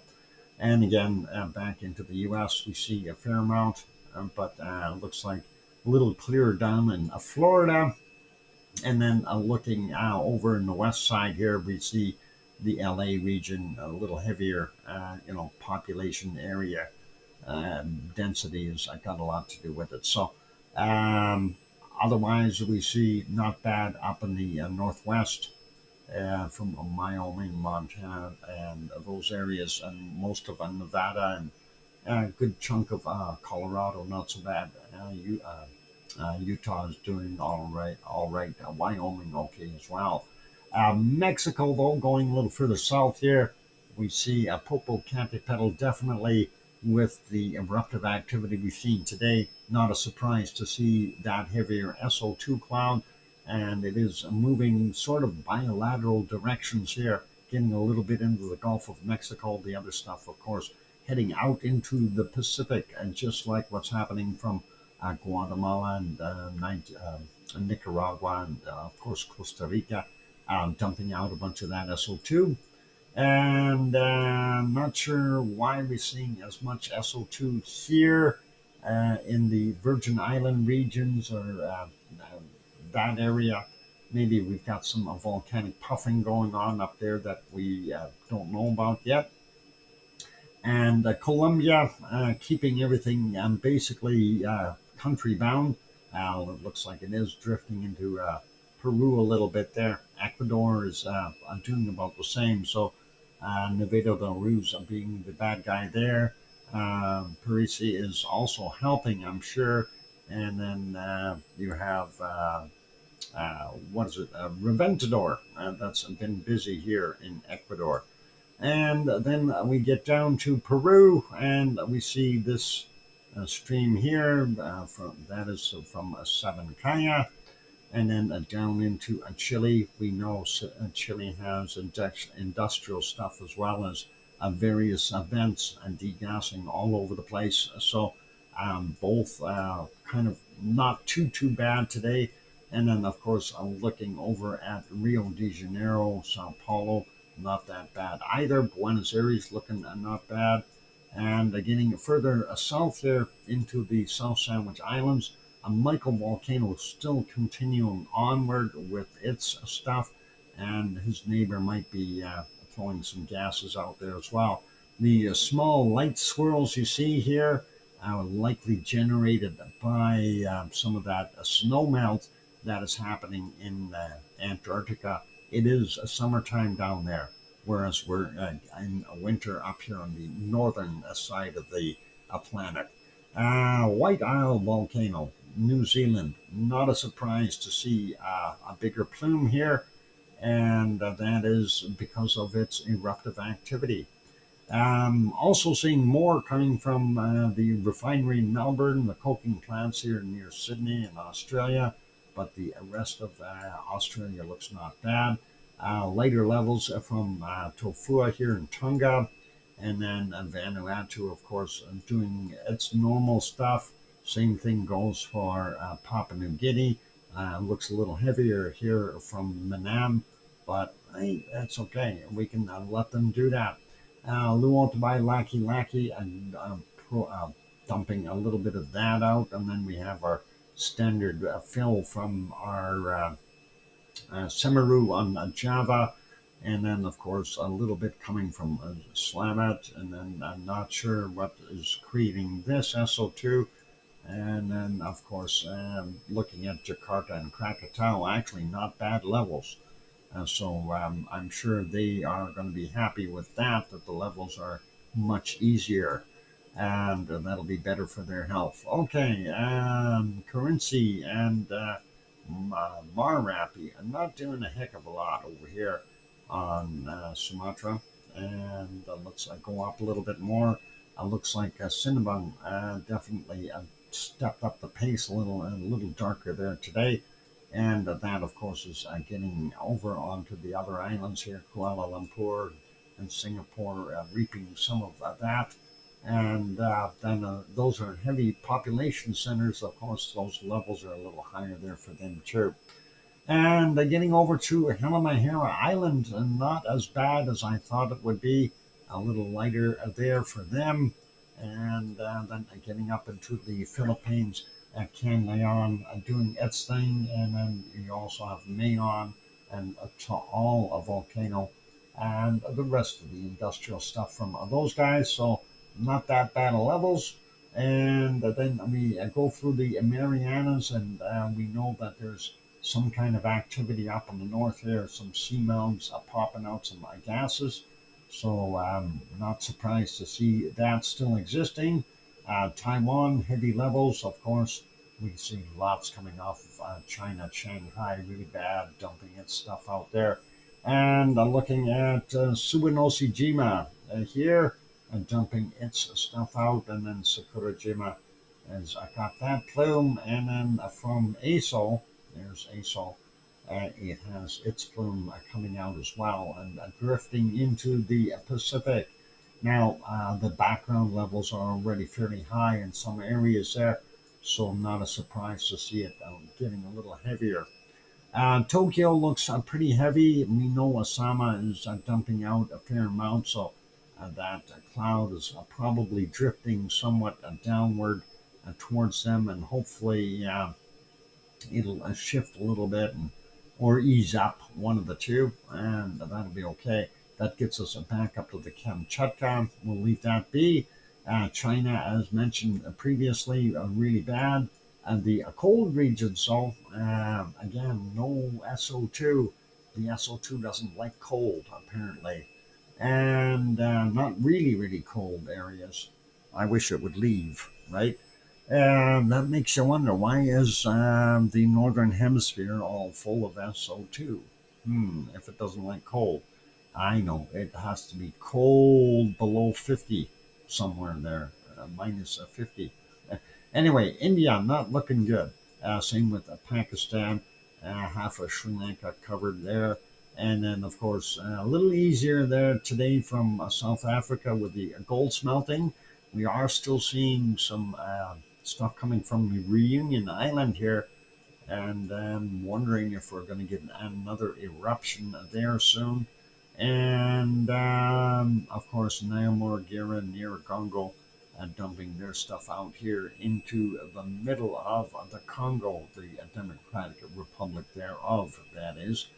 And then this area here, and this Erta and the Danakil Depression, and don't know how much it's actually dumping out. Doesn't look too bad. And the heavier areas that we see here, and like Iraq and Kuwait and Saudi Arabia, and of course here in Egypt and Lebanon, and even in Turkey. Those are, of course, oil refineries creating all of that SO2, so that is not good for breathing. Piggy's Place right now doing a little bit better than yesterday. 9.35 yesterday. We were over 10, just about 11. So I'm glad it's going down a little bit, but some of that is still residual stuff coming over from Mount Etna. And this is Sicily here, where Mount Etna resides, and you can see the difference here, clear on that side, and definitely from Mount Etna dumping its gases into the atmosphere, and Stromboli off on its own as well, doing its thing. So a little bit of a reprieve for those guys as far as levels.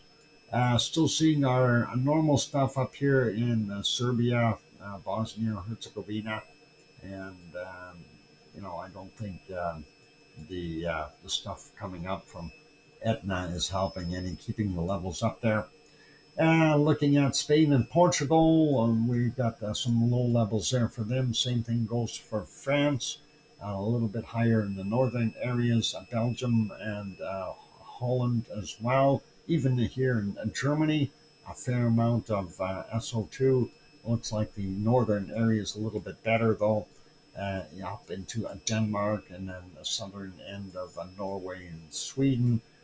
But Finland not looking so good, and the northern areas here quite bad. And I again am unsure of what's generating all of that. I think there may be a lot of pollution going on. England, of course, we see we see where the populated areas are, the heavier populated areas, and that's what we've got going on there. Looks not bad in Scotland or Ireland, so all good. Even out in Wales, a little bit better. And stuff drifting into Iceland from various directions, and that is what we got. So once this low moves over a little bit, this will converge a little bit more and really get them if it doesn't wear out. Mind you, there's not too much in that leg, but this one certainly looks like it's going to continue for a bit. That's our SO2 for today, ladies and gentlemen. So we're going to get rid of that. I hope that was all good. Thank you, Sue, for that warning, by the way. And let's get us back over to Iceland for now. And those are ticking, so that should be okay. And I will go take a break. Looks like we had some snowflakes or something, or moisture on the camera lens. I hope that's going to dry off so we can see again. That would be nice. All right, I'm your host, DrFox2000, and you're watching VolcanoX live stream. Please hit that like button if you haven't done that yet. Also, if you have not yet subscribed, consider subscribing. And remember, if you're just lurking from the outside and you haven't registered with YouTube, then you might want to go in there. That's if you want to chat. You're welcome to watch the stream without subscribing. That is absolutely fine too. Or even being registered with YouTube. You don't need to be. You can watch the stream without that. So we just, in case you do want to chat, we recommend that you first off sign up on YouTube, and secondly then subscribe to the channel. And it takes 20 minutes after you subscribe before and you can actually chat in there. So just so you're aware of that. All right, thanks for the thumbs up there, everyone who has hit it. And please, if you haven't, give it a quick shot. And of course, if you haven't subscribed, do that. I'm going to be back after a few songs. Here we go. Thanks.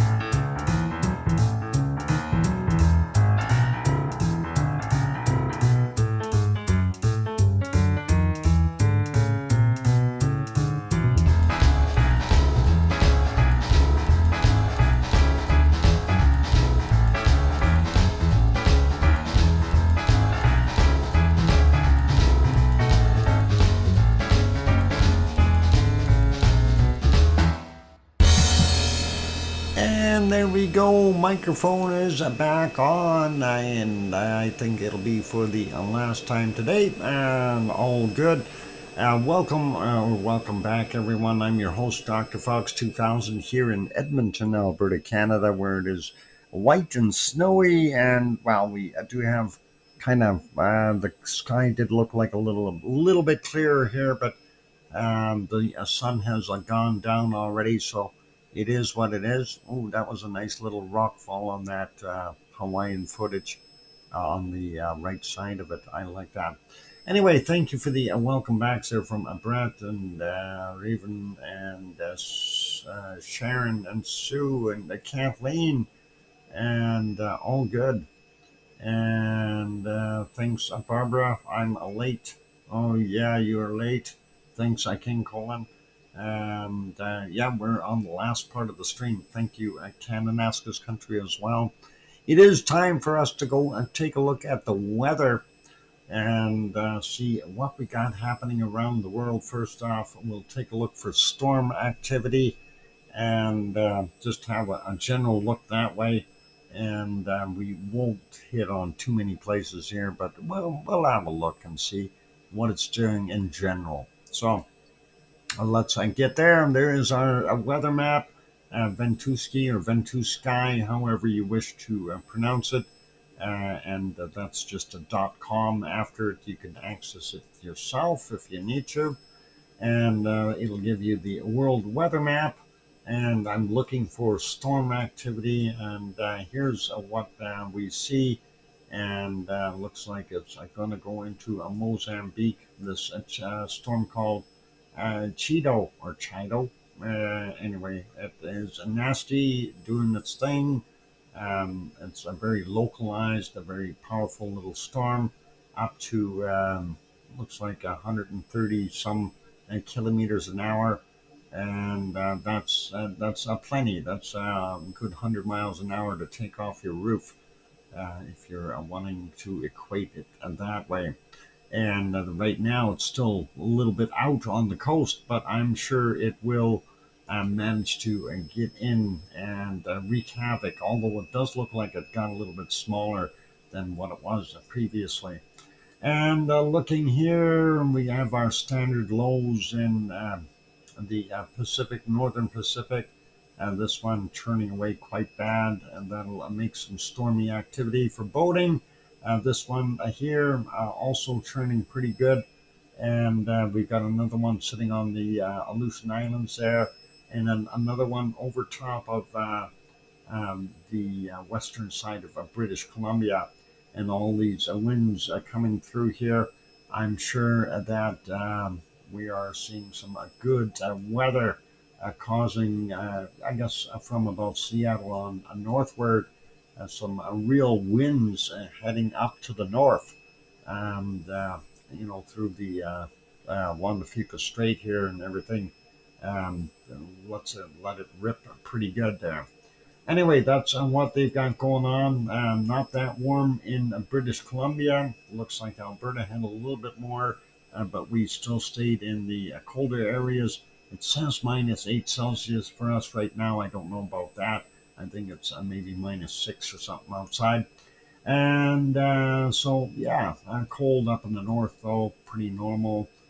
Looking at Manitoba, about the same as Saskatchewan, and then Ontario, looking not so bad. Quebec, the colder area, they got a high sitting there that'll keep that cold in place. And of course, we see Labrador, Newfoundland, and down here Nova Scotia, which not that bad. For winter time, -3 isn't that bad for temperature for Sioux there. And actually doesn't look too bad here. A little bit milder today from the looks of things. For places like Grandma B's house, 6 Celsius, it's not so bad. And that's better than -6 Celsius. Looking at Florida, a little bit warmer there, 17 in Jacksonville, 24 in Miami. We move over, we see Houston at 21, San Antonio 22, Dallas sitting at 28, Oklahoma City sitting at about 12. Albuquerque 7, and Phoenix coming in about 18, 17, 18. That region, Prescott 10, Flagstaff 5 or 6 or 7, and depending on where you're pointing. LA about 15, Mexicali sitting at 20 degrees, Bakersfield 16, and looks like San Jose there about 12, San Francisco about 11 or so, San Rafael on the other side about 12, so not that warm there either. 12 in Sacramento, then going up here to Redding, we see about 8, and getting into our wonderful Oregon, we see a 7 in Medford, Grants Pass, about 8. Moving up, Eugene, about 8 as well. And then we get up the coast here, Portland 8, Seattle 8, and it says Vancouver 7, but windy as all get out. So actually, I'm curious what the wind gusts say here. Yeah, looks like really windy here in this region. And Vancouver actually not getting hit quite as bad. Looks like Surrey and Langley are seeing more of that, even out here in Abbotsford. But at least it's a little easier there in Vancouver and Burnaby. And yeah, let's see. And of course, Arliss is on a Quadra Island here, and they got some pretty heavy winds too, up to 70 kilometers an hour, 75. Up in the northern parts here, 78, 79, 81, 82 kilometers an hour. Not so good. Campbell River got about 68. So a little bit of wind for those people, and that's not so good. Hopefully that'll die out a little bit. Looking at Mexico, nothing too stormy down there. And we are seeing this low out in the ocean here. And I don't know if that's going to go up or down or what it's going to do, but it's just kind of turning away. And that's the Canary Islands, so it may be affecting that a little bit. And looks pretty normal for temperatures for South America. We see some higher stuff here, up to 33s, 34s in Argentina, but let's see, I did see a 30, yeah, it's in here, 34. So, not bad for those guys at this time of year, all good. Rio de Janeiro, 24, Sao Paulo is about 21, and Buenos Aires sitting at about 23, and then our Paysandu there, 23 as well for them, so not bad. Moving over to New Zealand really quickly, and looking at South Island, Christchurch sitting at 19. Not bad temperatures up in the north, all the way up to 26 degrees here. Wellington sitting at about 20, and then looks like the warmer places, Hastings 27, Taupo about 23, Hamilton there about 25, and looks like about 24 in Auckland. We see up to 27 up on the peninsula as well. So some nice temperatures for their early summer.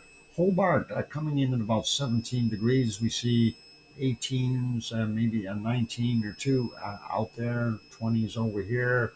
So, yeah, not bad for those guys. And Melbourne, about 22, 23, depending on where you're pointing. And then Adelaide coming in about 30 degrees, a little bit warmer. And we go sneak out here in the outback a little bit. 39s. I bet you there's some 40s. I actually didn't look in Australia.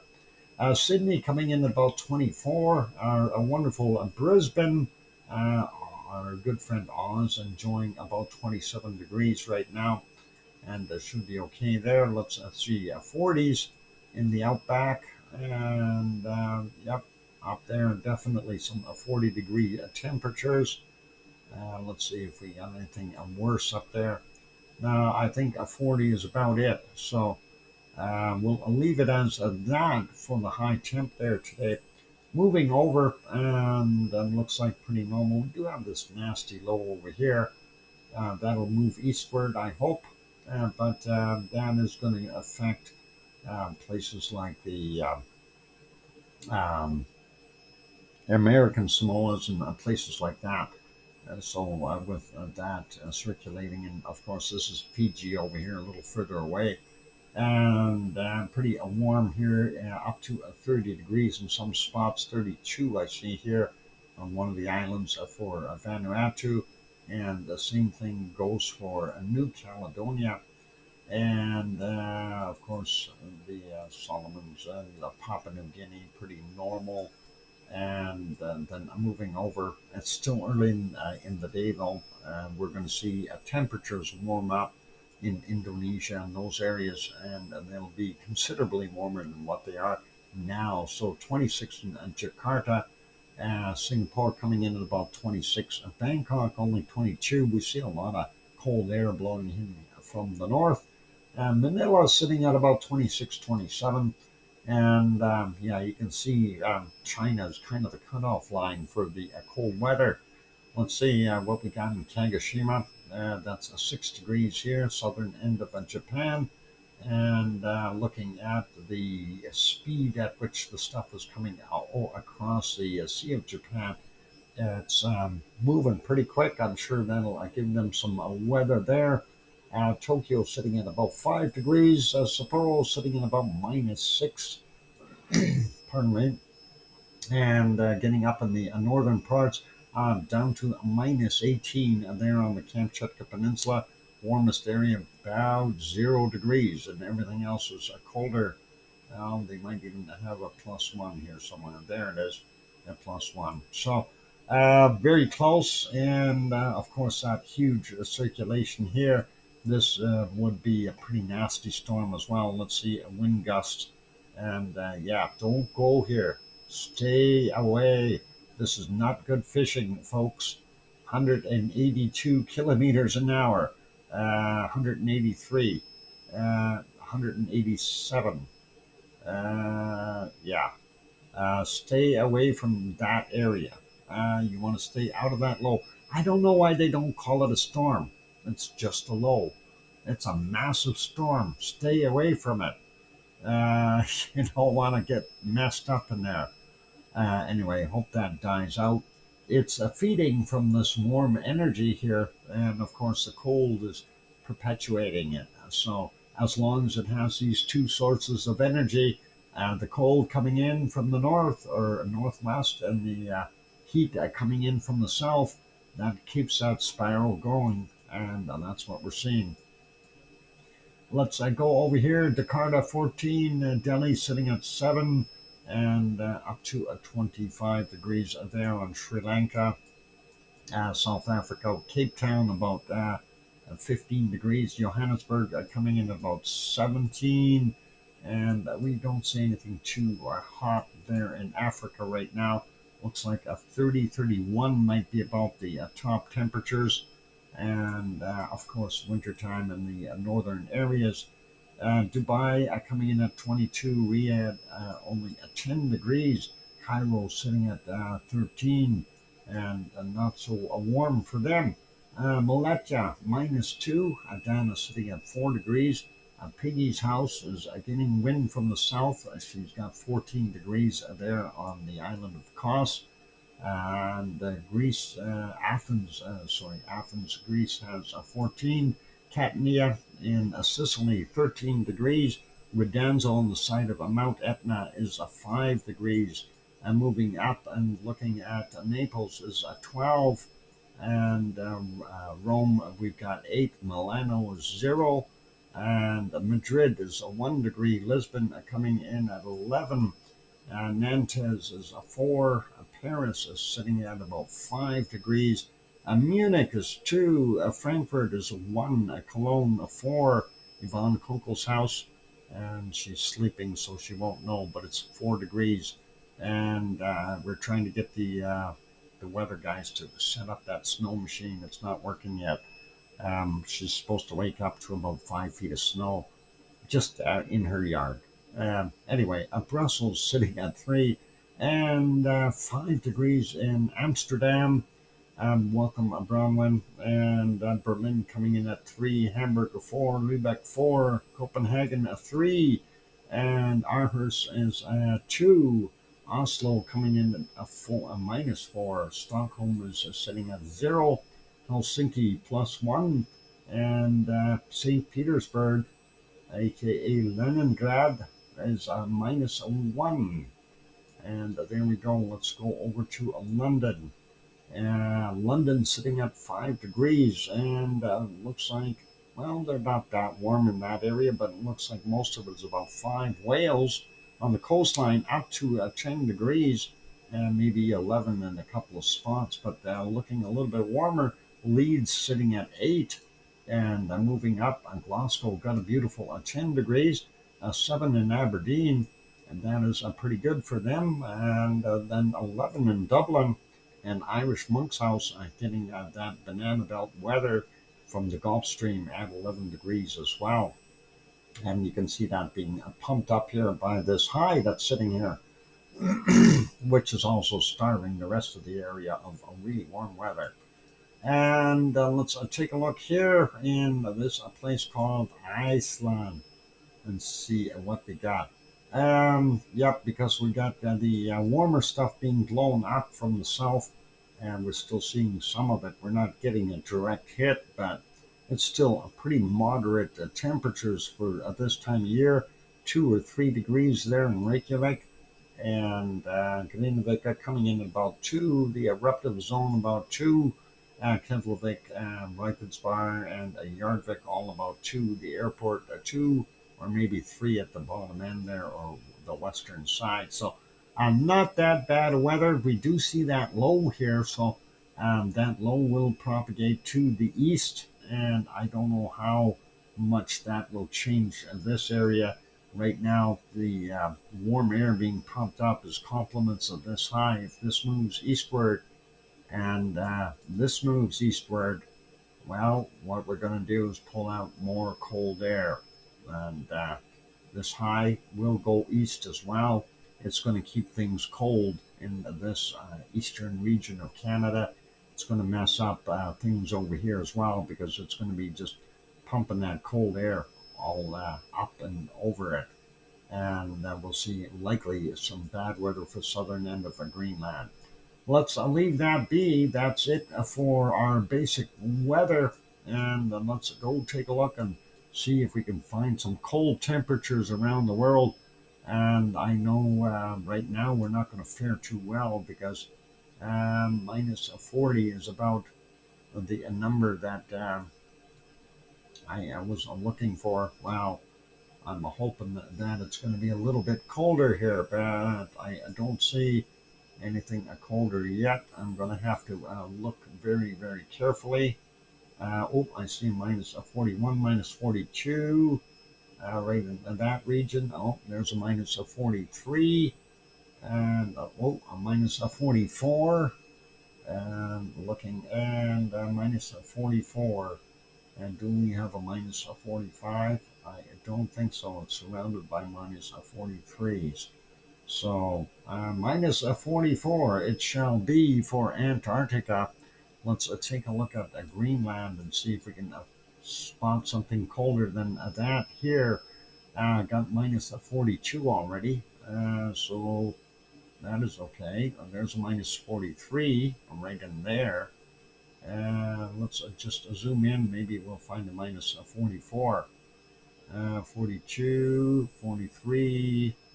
No, I don't see a -44 yet. Oh, hang on.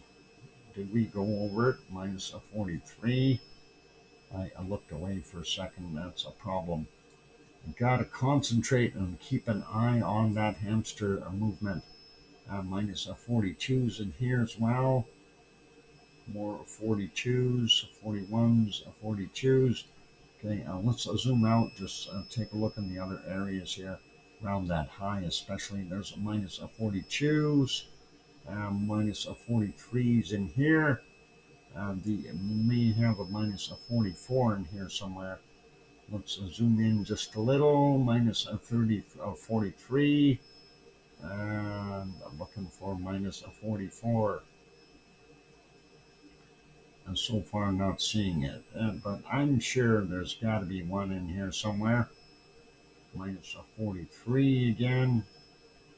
large areas of a minus of 43s.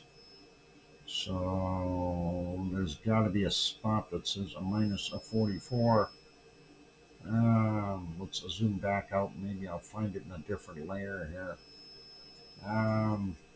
Anyway, snooping around these other areas first. You never know, there might be a cold spot. Really cold spot. Right there, minus 36. Nope, a minus a 43. And yeah, I don't know if I'm going to find it. Minus a 43. And let's zoom back in. Minus a 43. Looking for minus a 44. Not seeing it. 43, 42s, 41s, 43 in there as well. So it's a really splotchy weather, but you know, if you're out in the wind blown minus a 43 or minus a 44, I guarantee you, you won't be able to tell the difference. Your coffee, if you wing it up into the air, will turn into a brown snow, and it's a pretty cold. And yep, that's about it. I'm not going to give up here because my eyes can't take it. Minus a 43, and that's all I can find. And we'll leave that be. And I know I'm going to get hit. And she's got minus a 44 for Canada too, eh? Let's see if I can spot one in here. Minus a 43. And that is right in here. Let's see if we can find it. So 43, and oops, minus a 42, 41, 43 is in that area. I'm going to get nailed again. Oh, I don't see it over there. Don't see it here. Minus a 41. No. And the 40s are right there. Minus 41, 42. Oh, there's minus 44. Let's zoom in on that and just double check and make sure we don't have a minus 45 sitting beside it. No, we got minus 44. All right, let's leave it as a minus 44, and we will head on to Alaska and see what we can find there. Maybe we'll find something a little bit more exciting, like a minus 44. Oh, I'm not kidding. That's what we're looking for. Minus a 41 right there. And let's go cruising through here. Minus a 40s. Minus a 41. There's a minus a 43. And we got a minus a 43. There's more 42s up in here. And just check this other area out. Don't see it. Let's go back to that minus a 43. And zoom in a little bit and see if we can spot a minus a 44. And there's a minus 43 again, right across that river. And don't know if we'll spot it or not. Minus a 43. Oh, there's a minus 44.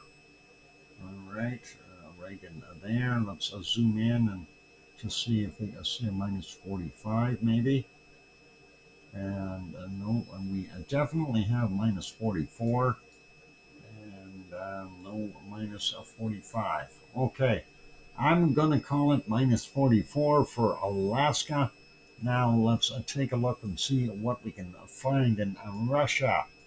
I'm sure we can find a minus 44 in Russia. Russia's easy to find minus 44. I had one on the screen. Ooh, I got a minus 45 already. Brr. That'll be much colder than minus 44. Right there. Minus 45. And looking at the rest of it, I don't see too much right there. Let's zoom around here and see if we... Oh, there's a minus 47. Brr. A minus 47 in here. And... I don't know how cold we need to be to beat Sue, but minus 47 is definitely not warmish. And minus 41s, 40s, 41s, not so good there. Minus 43s, 45, 47 in here, 48. And we see a minus 48. That's getting colder, minus 48. And 47s, yep. What about in these other areas? Minus 44s, 42s, spotty stuff here, 40s, 30s, 40s. What about over here? Minus 40s. We've got minus 48 already, so minus 44 here. Looking around at that area, minus 44. And going scooting up here. I don't see too much more there. And let's see. Usually it's around the high where you find some of that really, really cold temperature. So minus 43. I don't know. I don't think we are seeing it around this particular high because we already had minus 48. Let's go and take a look at the other area here that is off to the west a little bit, and that could harbor some cold temps. Minus 40s, no, minus 30s, 37s and 36s, 39s in there, and 30. There's a minus 40 there, and minus 41. And minus 43, 44. See there, you get these cold spots. Minus 45, and minus 44 again. Interesting to see the changes just over a small span there. Minus 44s, looking for colder temperatures. Minus 44. 43s. I'm not seeing it there. What about this region? Minus 40 somethings, 43s. That's still bitterly cold though. There's a minus 47 in there. Let's zoom in.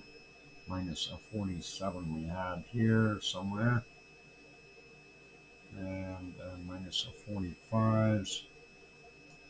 Still too cold no matter what. Don't see it. And let's see, go further down, minus 45 again here. And not sure where the really, really cold stuff is. And that is kind of perplexing. I have to take a look and see, what did Sue find? Oh, okay, that low, eh? Wow. You sure that's not a typo? Let's see. What about here? No. Okay, I'm gonna have to change my hunting strategy to stealth mode here and try to figure out where the really cold stuff is. Because Sue won't tell me. That's like giving away the game, right? There's a 44s. Minus a 45. Hang on. Minus 51. Minus a 51. Minus 51. Okay, we're getting closer. Minus a 51. And that is a little bit of a leap. So that's in all good. That's not such a bad beating if I have to get one. Minus a 51. Not seeing anything colder yet. What about here? Minus a 48. I've seen 47. It's probably just one little spot. There's another minus a 47. 40s, 42s, 43s, 43, 45, 46 in here. 44s. Still not finding them. Minus, we've got minus 51, so Looking for a colder than a minus 51. There's a minus 47 again. Nope, I don't see it there. What about up in the northern areas here? Nope. And no such luck. And yeah, where is the really cold stuff? Not sitting there. It's got to be here somewhere. I swear it's got to be here. Where'd that minus 50 go? I should have marked that. So yeah, well, I don't have all day, so I am going to call it. I don't see it. I'm going to say a minus 51, and I'll take my lumps, since that is what we got to do when we have to go. So yeah, minus 51. And yeah, oh, that is a tie? I thought you had minus 53. Oh, okay. Wow. Fine. I'll take my lumps.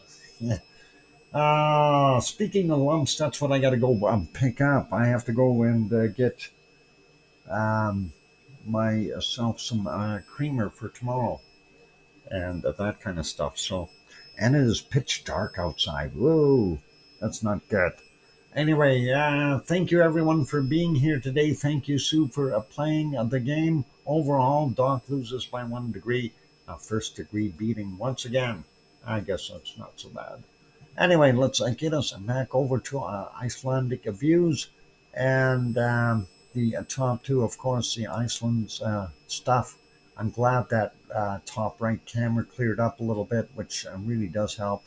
And you can see some of the moonlit clouds up there.